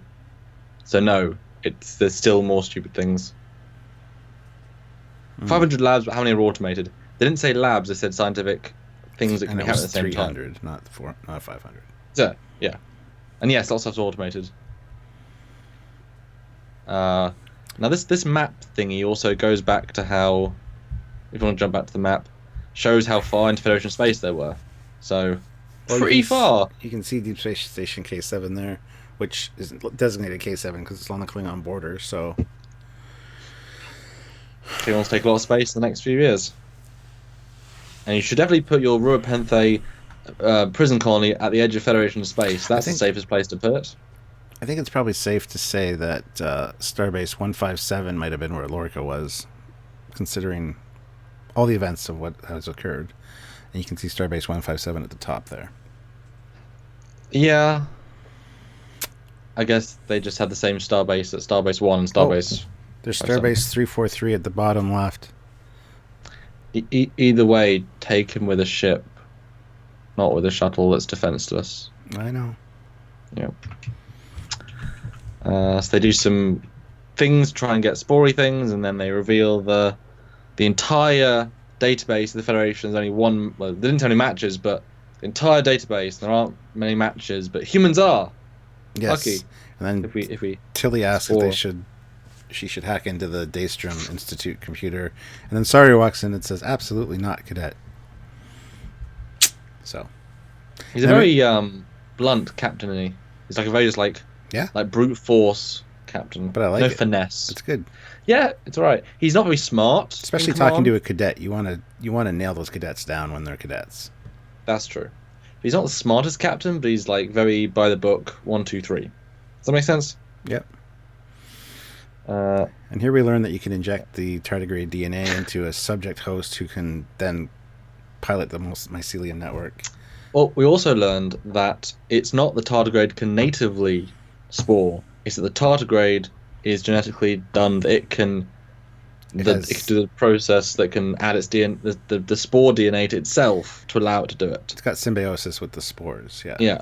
So every other tardigrade would actually have to do that as well. So it's not the tardigrade, it's that species can happen to do with spores if it meets them. And now we can retroactively make any human a tardigrade spore person. Yep.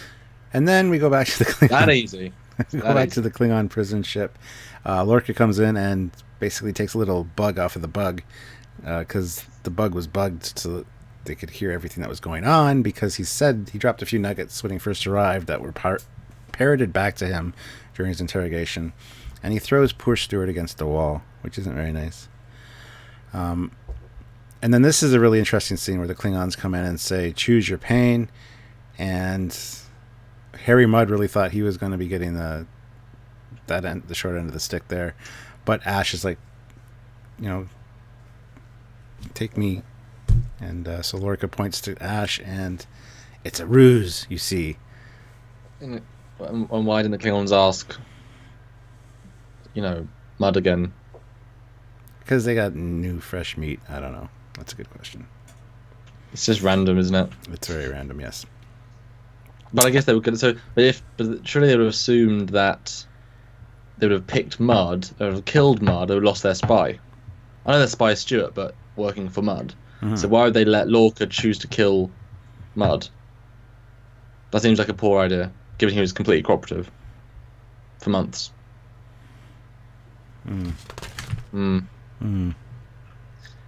But I do like how that because Lorca tells Mudd about the spore drive tech, she then knows about the spore drive tech enough to then know about it. because you can't imagine they really know what it is or what it does or who it is. They happen to know Lorca's in charge. They happen to know it can ghostly appear, but because he feeds her information, he feeds Mud information. She knows a lot more. So it was Lorca that slips up. Because you can't imagine if they jump in and kill everyone that kill every Klingon ship. There's no witnesses, so they wouldn't have any idea what this discovery is, what it can do, except a ship appears in our space. But since their ships can also appear in Federation space and retreat, you know what I mean? There isn't like any great sense of, ooh, it's in our space. It's like, well, yeah, you know. Borders are important when you have borders, you know. If you can just keep crossing them willy-nilly, it sort of lowers the tension a little bit. Anyway. So the tardigrade does another jump so that the Discovery can find the ship that Lorca's on. And of course... How do they find it in Klingon space? How do their long-range sensors detect it? Because they said we have 3 possible routes it went to the system, but then he said specifically, bring us to very close range of the ship. And it's like, but you don't know where the ship is. You know it's probably in that system. Long-range sensors aren't that good, otherwise everyone would just be looking at each other from across the neutral zone, which isn't neutral, but like yeah. But they jump, and tardigrade goes kablooey. Yeah, the tardigrade shrinks up, and what's it say here, actually? Did I write it down? It's not doing well. Oh. Yeah, I forget what they called it that he went into. Anyway, so yeah. Basically what Burnham said was correct, and that it was harming the tardigrade, and the tardigrade went into survival mode after that jump, so... Rhode Island asks, isn't this the episode where they stop making Tilly appear autistic? Yeah? Yeah, I think so. 2 episodes into her. That's funny.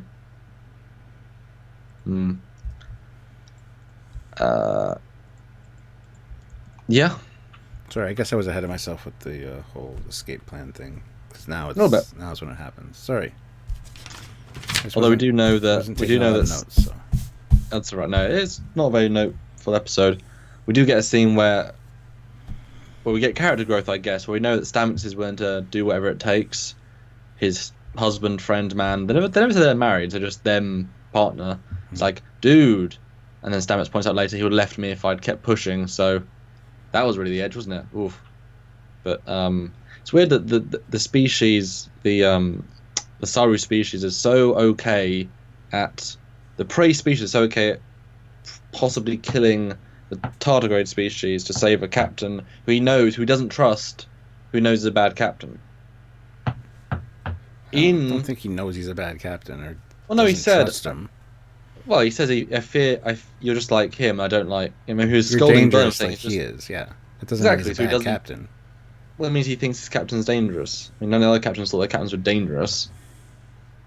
Like, you can tell, Janeway, she's really a murderer. It's like, no, no one ever said that about their captains. That proves that he's like, Sarah knows he's dangerous. You know, isn't like a wink, wink, nod, nod. I kind of disagree with that. I think Sarah has a lot of respect for him because he has to, because he's the captain. So he's just being by the book. I gotta get the captain back regardless. You would definitely pick a different captain if you could. Yeah, but he's not going to sacrifice him because he doesn't like the guy. Oh, no. But I mean, he seems so quick to kill, possibly to hurt this creature when he's also a prey species. You know? I feel like he'd be the one person who'd be like he was playing it so heavy-handedly. No, kill it. It's fine. Hurt it. Like, you know what I mean? It didn't feel like in his character. I know he was trying to be a strong captain, but it felt... to the earlier scene that we didn't really talk about, where he's questioning his command style because Burnham's on board. He talks to the computer. He wants to set up the parameters of a new review of his performance, and he just wanted to make sure he accomplished his mission and didn't second guess himself. And I think his first instinct was to go get the captain, so he didn't want to seem like wishy-washy whether we should do that or not. That's what I think that whole arc was in this episode, because at the end he goes to ask the computer about the performance review and then decides to cancel it before he hears it, because he knows what he did, he said. And he So you think he talked himself, he psyched himself into being so single-minded that by the end of it, he regrets what he did? Probably. But Okay, no, I buy that. a lot of command decisions involve regret because you need to do what's right at the time, whether you agree with it or not. And then, yeah, so I think that's exactly what was happening. Yeah. I just think he's such an obvious character to sympathise with it. The Saru character, Mhm. you know? But we got none of that. It just felt a little bit out of character. No, I agree. Like a little bit. Yeah. So then we get the breakout scene. Tremendously easy, but It's supposed to be. supposed to be, I suppose. Now, why didn't he just kill Mud? Why didn't Lorca just kill Mud? Yeah. That's a good question. Probably to impress Tyler Vaughn, Tyler, because this is a new, young, fresh cadet that we want under our wing. We don't want to be like murdering people in front of him. But he murders 2 Klingons. Well, those are Klingons. They're the enemy. Well, this guy's the enemy too. He ratted them out. But he's not. He's a human. So he's going to leave him on the Klingon ship as a punishment. I wouldn't be killing him. He's unarmed. He can't fight. He's not a warrior like the Klingons were. So it's like basically an unarmed. You wouldn't be killing him. But we'll jump back 1 second. I'll reference it in a minute. But we learn the story about the Bran killed his entire crew. And he says to stop from being taken by the Klingons. Mm-hmm. So I was thinking, then, well, why isn't then by that logic, if being captured by the Klingons? Yes, but then he's being you know what I mean? There's these levels. Like, he's a mirror character who loves to kill. He's got an excuse to Tyler where I'm doing it for his benefit. So he says, I can't take you with us, you're not trustworthy, I won't leave you to be rotting. Okay, we did him a mercy there, we can't take him with us, dead. But mirror do it. You know what I mean? No, like the mirror mentality is to cause as much suffering as possible. And so why don't you stab him for a slow death? That's, I mean, well, yeah, I can see maybe something like that, or grazing him with the weapon, but still, you wouldn't have killed him. To leave him there with the Klingons is more of a punishment. But he's working with the Klingons, though. He was not at all hurt. So we know that he's sure. a collaborator. We don't know that for sure. He was He might have been a collaborator against, without even knowing it, because of the Stewart bug. But he also could be legit working with them, or he could be so stupid that he doesn't realize that they were using him. There's a whole bunch of situations there we don't have any concrete proof one way or the other what happened. I just feel like now knowing he's Mirror, he would enjoy just killing him, just because. Yeah, but I don't think he would do that in front of Tyler, who he doesn't know is a Klingon and is a impressionable new officer. But he has no reason to even care about Tyler specifically, except to have him get away. I don't know. I just feel like that would, like, now knowing that scene, it makes for me more sense to just kill him, knowing he's Mirror, but we just need to leave him alive because he's going to come back. And knowing what happened later on would make more sense just to kill him. But that's a multiple part of this episode. We only leave characters alive so that they can come back. Except the few Klingon guards we see, because they're just cannon fodder. Then look now, please explain to me the Laurel scene. Tyler gets hurt, but the thing he walks away, the Laurel appears. What is the scene about? Now we know the context. You've got me, man. Because he starts wailing on her something fierce. And it's, again, he doesn't know that he's Vok at this point. So he's just trying to kill her. He's trying to get away. I'm surprised he didn't kill her, to be honest, because he was really going to town on her. So I don't know what her plan was to keep because they're already escaping. Like, and what was going to happen if one of her guards actually did manage to kill?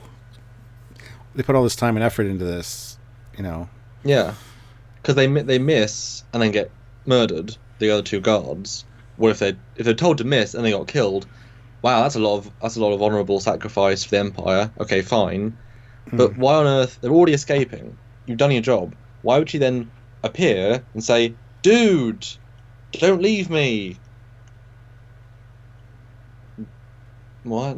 You don't need to convince him to leave. You don't need to double bluff him to leave. He's already leaving. You don't need to psychosomatic him. He's already leaving. You don't need to tell him to leave. You want him to leave. Why are you in this scene? Just a reminder, like it makes sense if he's her sex slave, but she's not. He's her lover in a human form, and the plan is for him to escape. So why is she in the scene? And then why doesn't Lorca just kill her? Why does he leave her alive? He's shot every other Klingon in the entire ship that we've seen. Why is he leaving the captain, who, I mean, if you were Lorca, who's very smart, walks up to Tyler, who's beating up this girl, shoots the sparks, you'd say, "Is that the captain?" "Yes!" Thank you. Welcome. Walk away. So either Lorca legitimately missed, or he's just trying to scar the captain so somebody survives, and make an enemy of a captain. I don't know. It doesn't make much sense. That's interesting. Why didn't, if there's only 40 people, why doesn't he just kill everyone on the entire ship? And then just take the ship? They don't have time. Or What do they have time? Or necessarily know the layout of the ship. They've already killed like 6 people. They've already killed a large percentage of the entire crew. And he's the best trained officer on this entire ship. You know what I mean? He's a single-man army. I would be confident enough to kill everyone if I was, you know, the Mirror Empress's second. And I would assume these ships would exist in the Mirror Universe because of Klingons. So I'm sure he would at least know something about them in the Vegas sense. But I just mean they only leave Lorel alive because she has to be in later episodes. You would just shoot her. There's no reason to leave her alive at all. I mean, they had a choice to leave her alone. Like now knowing it, it's like it's weird. You know what I mean? Like she didn't need to be there. So why is she there? Got me. So she gets scared. Like if it was on the intercom, you know, prisoners are escaping. Tyler, I love you. Don't leave. And then he's like shooting all the intercom buttons out there. Just felt out of place again for this one. Then there's this space flight chase sequence with the raiders. What do you think of these designs a year on? With the dragonflies, they don't fit at all. I mean, they're an interesting design, but for a Xindi reptilian ship, sure. There's a reptilian fighter. Down with that. Yeah. Yeah, I think they're probably some of the worst design ships in Discovery. Just in terms of, like, I was like, this seemingly visually has nothing. Yeah, they're so disconnected from everything else visually. They're such a random design. Like, it's so random, it's kind of incredible. Very random. So, I mean, this episode really has just gone down in my estimation. Every single piece of it breaks down to me, I think. Whereas last episode, I liked everything about it, almost. It's weird. It's weird. They're all so weird. Hindsight changes the view, you know? Yeah, it's an odd-looking ship, for sure. They look like little peacocks flying around. Yeah. And why would you have fighters that small? Like, they're slightly bigger than a shuttle. I don't know. They're about the same size as a shuttle, lengthwise. 2 people in a fighter, that's pretty standard. Look at the ones from Nemesis, the Riemann fighters. Yeah, and we saw how effective they were. Exactly. Fighter, that's a whole fighter debate. That's a whole other debate altogether. And then we get a wonderful visual. Well, before we go to the shot where we see Discovery in the frame, and they're zooming towards Discovery, and for some reason Lorca doesn't see Discovery, but they see the radar. Lorca's surprised that Discovery is there, even though they can see Discovery out of their window. So it's one of the classic things that the VFX department didn't connect to the scene. They just sort of, it's like, let's put a ship visible and they don't see it's there. And how did Lorca know which direction to go? Space is 360. They went directly towards Discovery. That's lucky.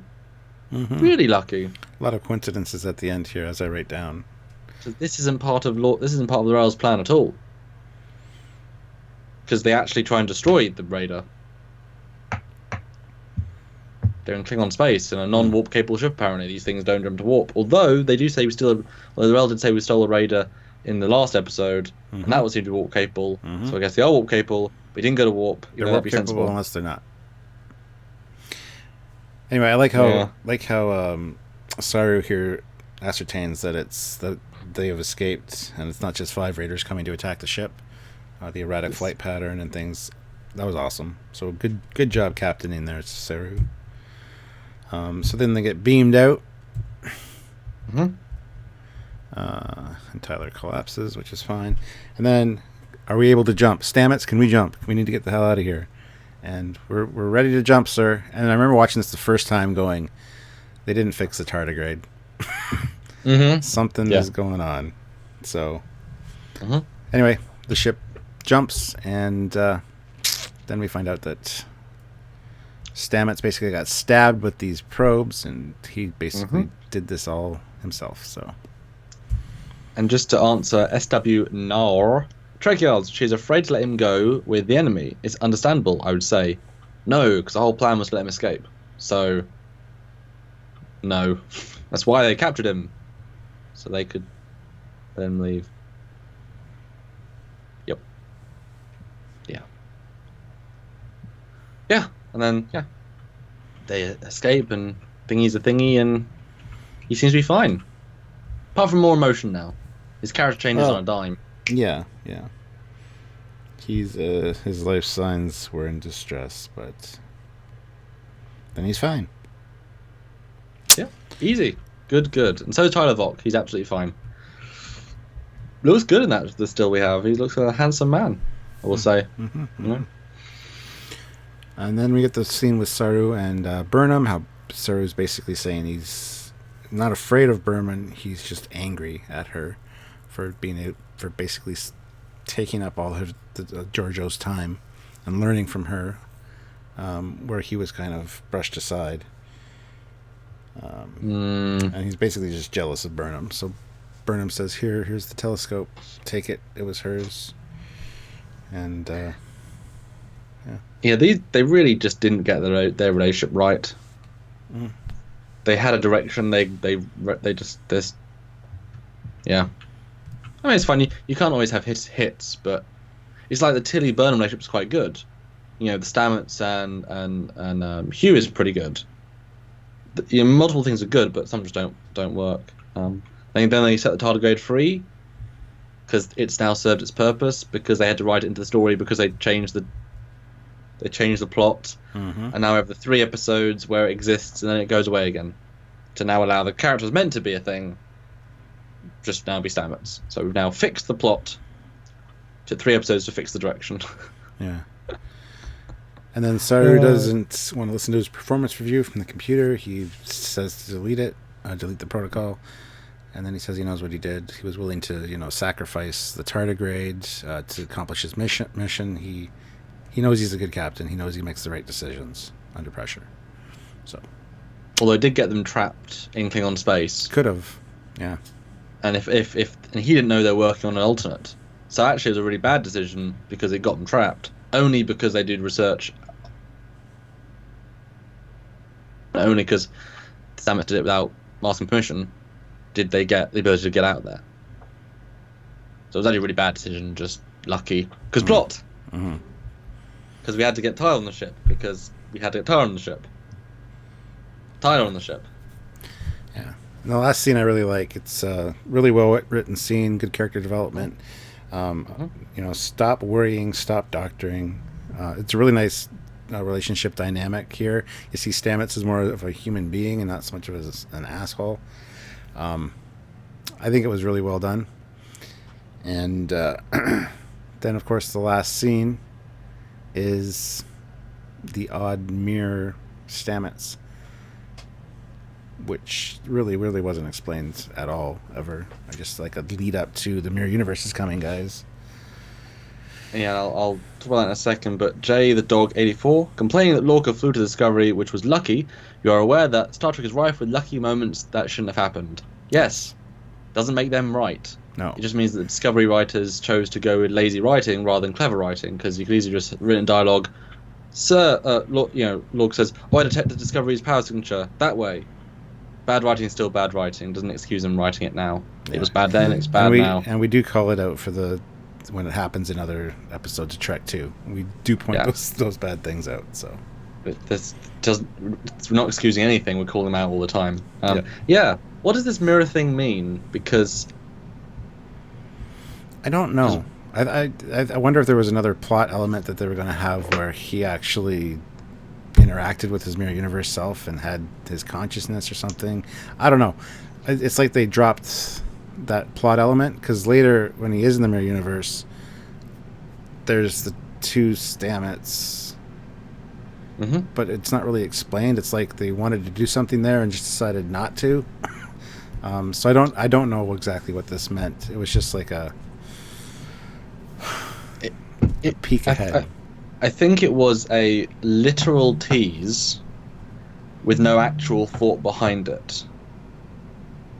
You know? Because it creates speculation which doesn't need to be answered or even questioned. Because it's a mirror. Ha! Mm-hmm. Because what you're saying is this is actually the mirror universe Stamets looking to him through a real mirror in our universe, passively in the same uniform or in the same quarters at the same time.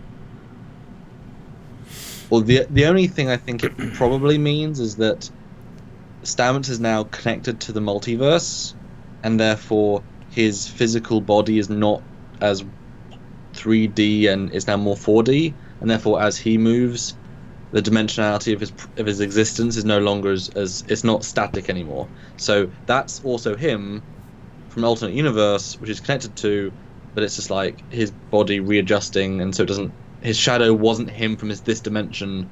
It wasn't mirror universe him. It doesn't make any sense. It's like such a blank him. It's like an echo of himself.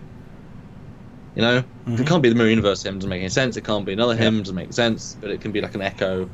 They don't know what it is. It's just look mirror, but it doesn't come up again. It might be explained sometime in the future because he is connected to the mycelial network, which opens up a whole bunch of possibilities. But who knows? Because that'd have been cool if that was the mirror universe him he could then talk to. Like if he could talk through mirrors to alternate universe hims somehow. That'd be cool. Or just hear thoughts in his head and thinks he's going crazy, but it's actually communication with somebody from a different dimension, or himself from a different dimension, just kind of intercepting thoughts. That'd been interesting. Yeah. But you can tell they swapped tracks, as you said. They had certain ideas that just didn't follow through on them. Yeah. Which is fine, you know, that happens. But, you know. Yeah. And yes, they are bringing Q back in the second season. He will be alive. I talked to him about this in person, and he loved our theories, but I won't remind everyone because that might now be his real idea. And he will actually be alive, yeah. That's the important thing. So he loved our theories, did he? That's awesome. Yep. His face was a really... I wish I could have filmed it. His face was a picture. It was awesome to talk to the man about it. It was great. Yeah. That's cool. He seemed nice. I like him. Cool. Well, there you have it, guys. That is our review/discussion of episode 5. And that was so called... you can do your retro, Choose Your Pain. And I will listen to our review from last. So if you want to do a sort of closing thought, find what we said last time. Sure. Interesting episode. Lot in this, but a lot of it doesn't make sense, doesn't fit together, and feels very rushed and jumbled. It feels like they took all the scenes and kind of, and there's some of the scenes are really short too. So it's a lot going on in one episode. Not my favorite episode at all, but there are some interesting aspects. A lot of the Lorca scenes I do like. I do like Lorca's character. Like I said, I like that last scene with Stamets and Hugh. I think that was a good scene as well.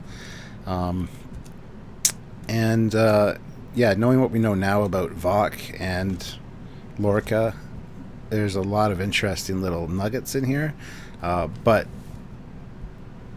it still doesn't work.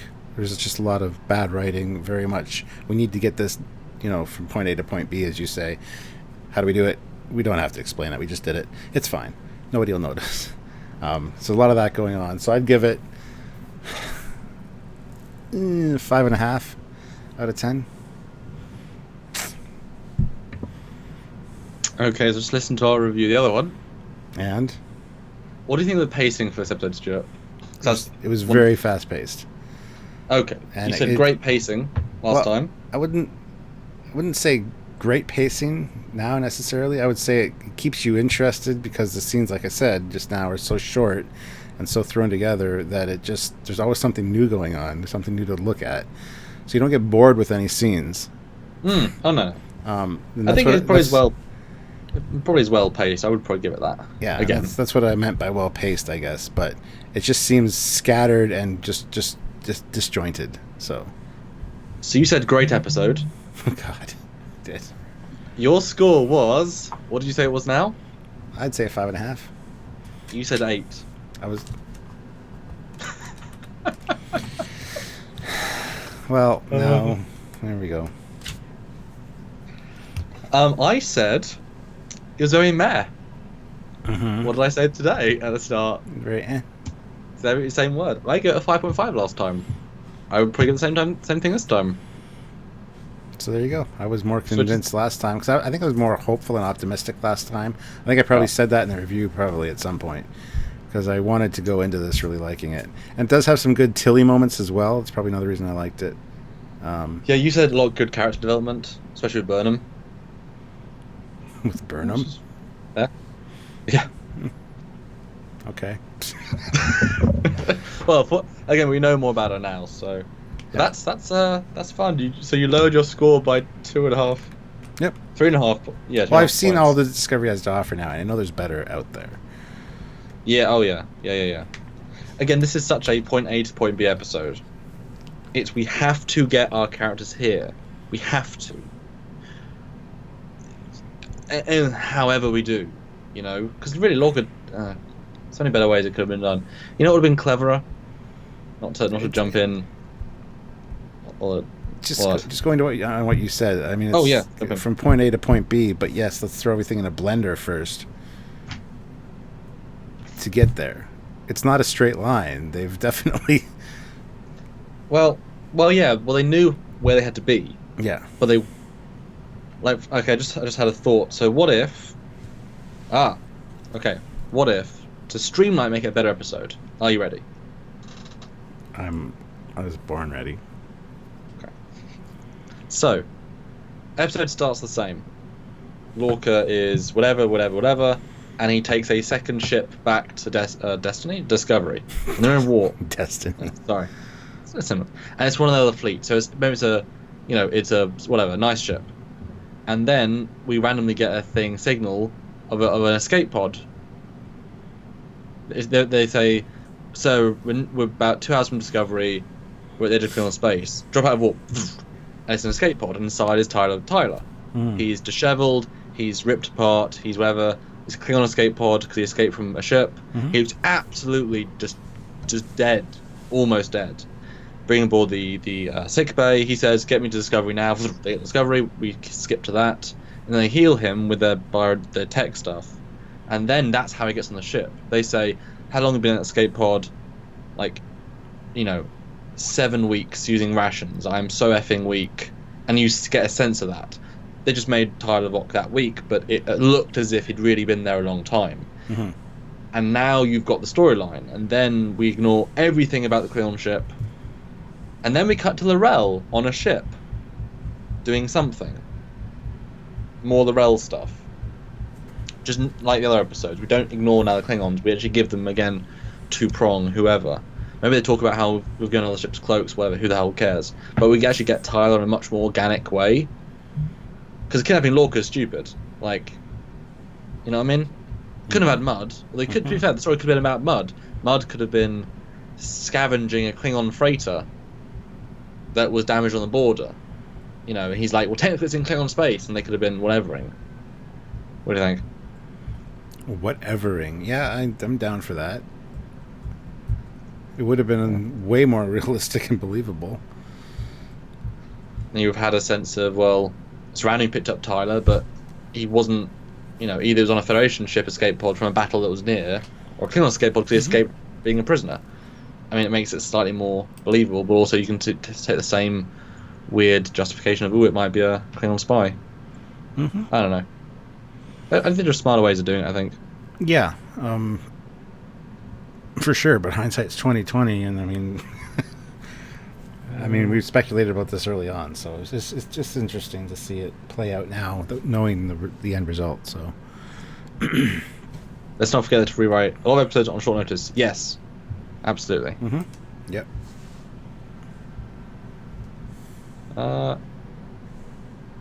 This may be my favorite episode. Oh. We're sorry.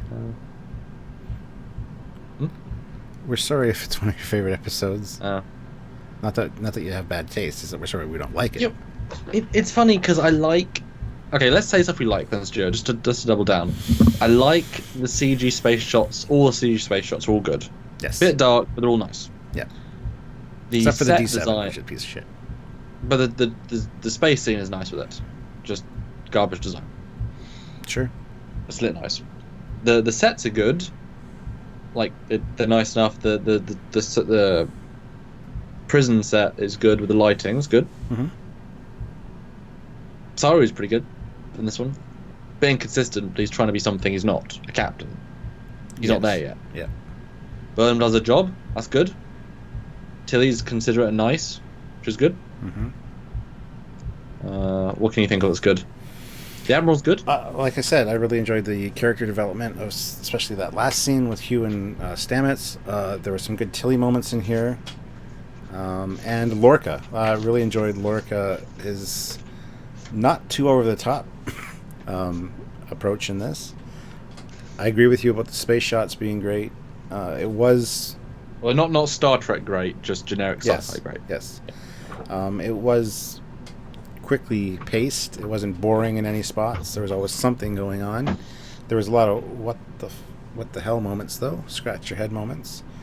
But yeah, there was a lot of good in this episode for sure. Sorry, Jill says least favorite, not favorite. Oh, well then, why are we justifying it? Oh, sorry. Too late. It's now your favorite. Says oh, sorry. Yeah. What do you think now we've gone through the entire episode about my... What? I always wash down Discovery with a tall glass of Orville. T-Bird sci-fi. That's funny. What are you going to say? Sorry? What do you think now with the entire thing about how Lorca's very, like, overly written to be subdued in this episode? It feels off. Points. It feels off. It's almost like they wanted to change their mind yet again about his character not being from the Mirror Universe. Because, like you said, he wasn't aggressive enough at any point, especially during the torture, especially during the escape. He feels too Federation. He feels too much like a Prime captain, even at the Admiral's meeting. So it's almost like, yeah, they decided from the last episode, I mean, he was the battle drill, he was enjoying... It's almost like they got cold feet and went, we shouldn't make a Mirror Universe, guys. Okay. And then after they write the episode and film it, they're like, yeah, maybe we should just go with the Mirror Universe thing. We got things filmed, we got sets built. Yeah, maybe. And it's almost like they forgot about this, but that's what it feels like to me. So you did come around to my thought process then? Yeah. Looking back at the entire episode, yeah, absolutely. I don't think they forgot. But they're, like I've said all along, I really like Lorca. I like the Lorca moments in this. I do like him as a character. And he's well acted. I think I said the first time he feels more Federation in this episode. Which is why I liked him in this episode, because he's not the Lorca character. I think he's the Prime Lorca. Yeah. I think it's not they forgot. I think they were so focused in the other episodes, and this is an episode they should have pushed, but if they did, it would have been too obvious. That line is so careful, because he's something wrong about him. He's either Section 31, or he's damaged, or he's, if he'd really done the real characterization they would have had, it would have been too obvious. And it would have been, like, because we didn't think he was a Mirror Universe character. That was not what we thought until way later. That was one of the slightly better, oh, really? Oh, okay, sort of moments. But this episode they thought, we can't make it too obvious. Yes. I like my idea better, that they just, we're changing our minds. Oh, wait a minute, no, we're not. Seems more like what would have actually happened in the Discovery writing room. That's interesting. Car Galaxy. Maybe he's got split personality disorder. I wouldn't be surprised. Trying to live the other life for 3 months. I mean, it's a radical shift in, life. Mm-hmm. A lot of respect that a captain gets, a Starfleet captain. I mean, he's not really used to that necessarily. He'd have to demand respect in the Mirror Universe and take it. Here it's just like, you're a captain. We respect your opinion. It's a totally different environment to be in, for sure. It's almost more blind obedience because you have to follow the chain of command. A good crew would follow the captain. Mm-hmm. Interesting. Because you can imagine he also had to read everything about Lorca, about, like, everything. You had to zone into that. But can you imagine that first meeting back at Starfleet Command after he got off the Baranza skateboard and he's like, right, Yeah. right, Gabriel. It's not my universe. I'm a captain. I haven't had a crew for 20 years and I killed them all the last 2 times. Oops. Gotta be good. Gotta be good. Yeah. Gotta be like old Granddaddy Lorca that got killed because he was too soft. Gotta be like him, but not get killed. I gotta squash down that craving for Kelpian. Well, I'm sure he ate the Gorn. That's happened. He Oh, ate the skin of the probably. Gorn. Yeah. Clean the bones Keeps right the off. hunger down. Yeah. Gorn barbecue. To be fair, it makes more sense he would eat the Gorn than not. True. Honestly, if it's a trophy, I mean, why'd he waste the meat? He had to go kill it, so why would he eat it? Yeah.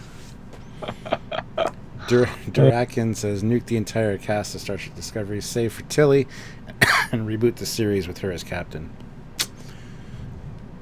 Okay, sure. So this captain's interesting. Well, she's gonna be a captain one day, don't you know? One day. What do you think about Jay the dog's comment about the Orville? What did he say? Can't see it. It's the one down from nuke the entire crew. I know it's an unpopular opinion, but I find Orville quite boring and a little funny, but very generic TNG.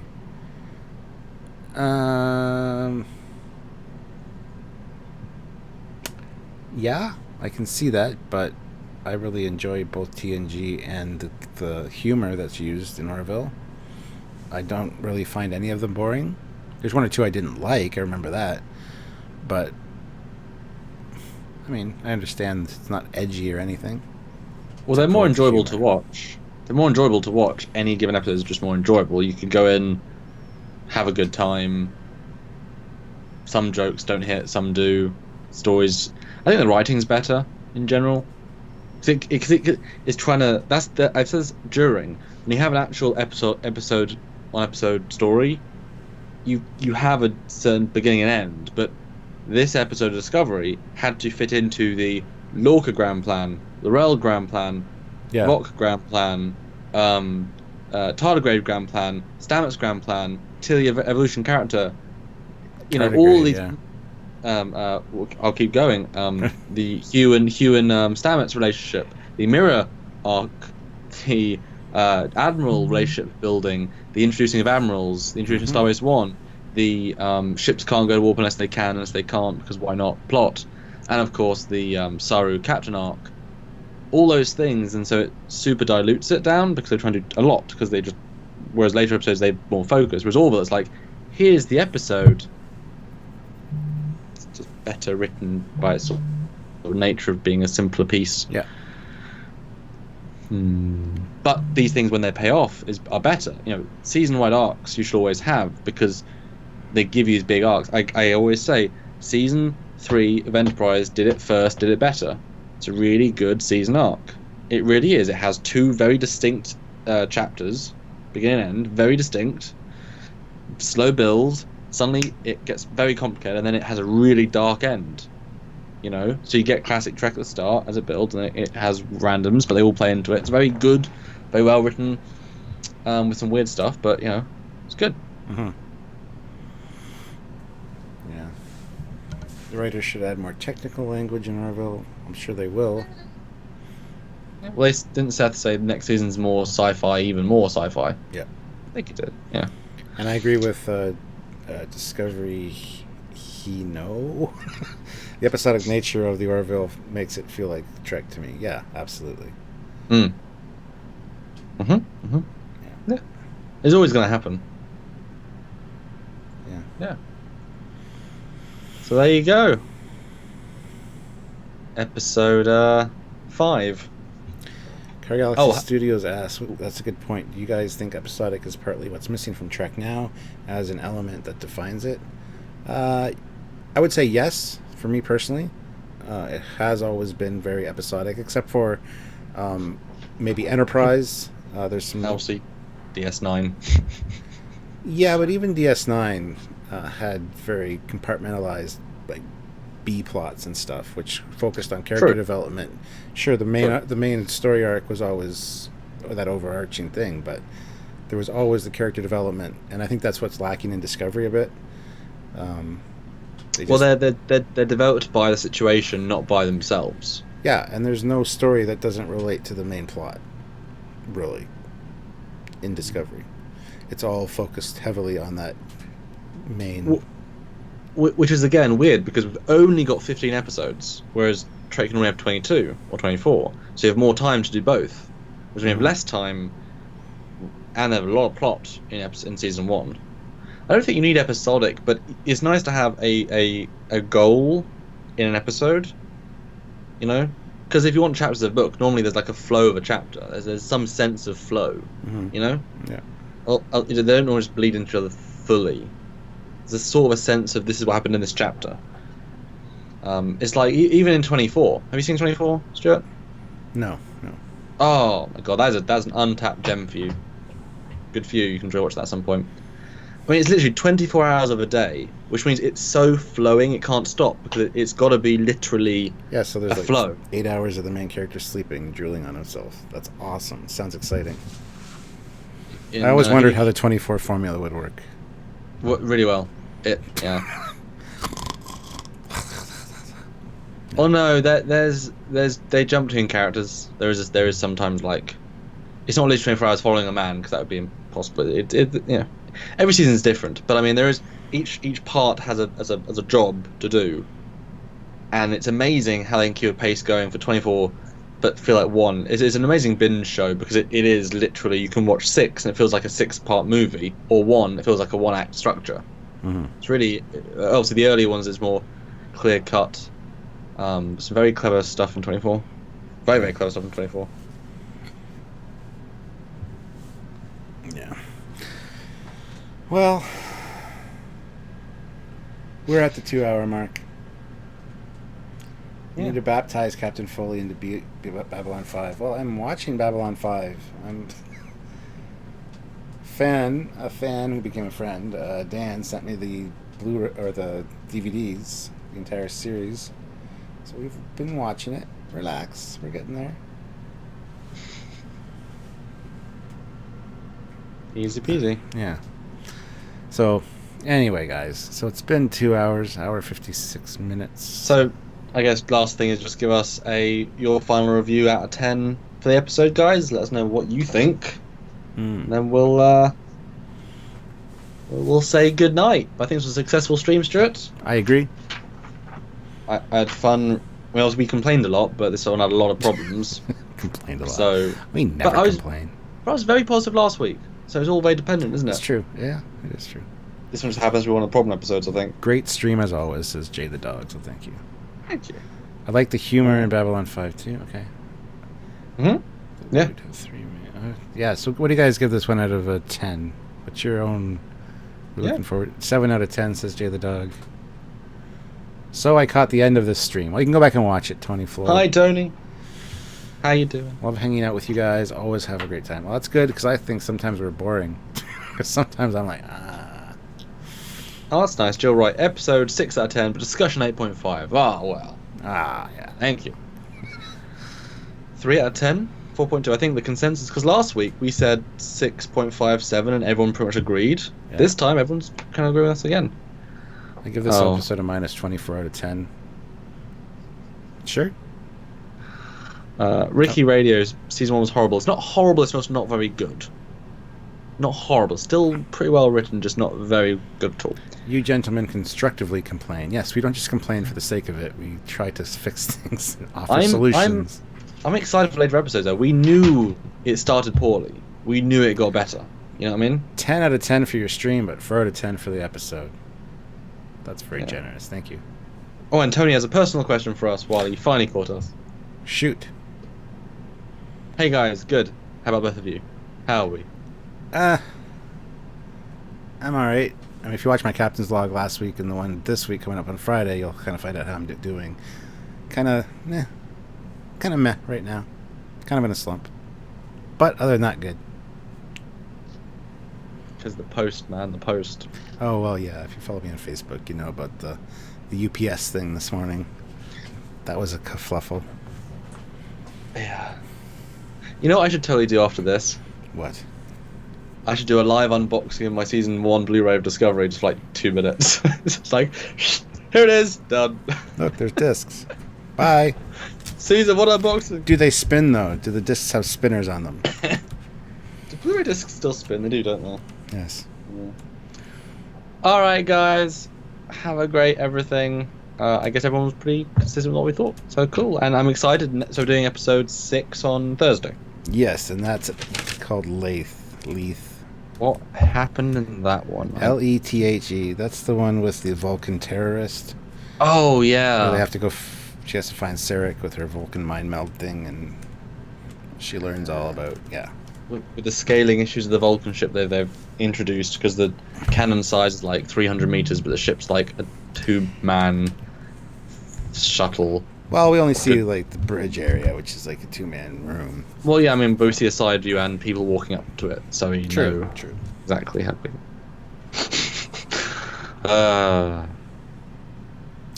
Yeah, so we'll see you guys again on Thursday for sure. Yeah, thanks everyone. See you next time. Bye, guys. Bye.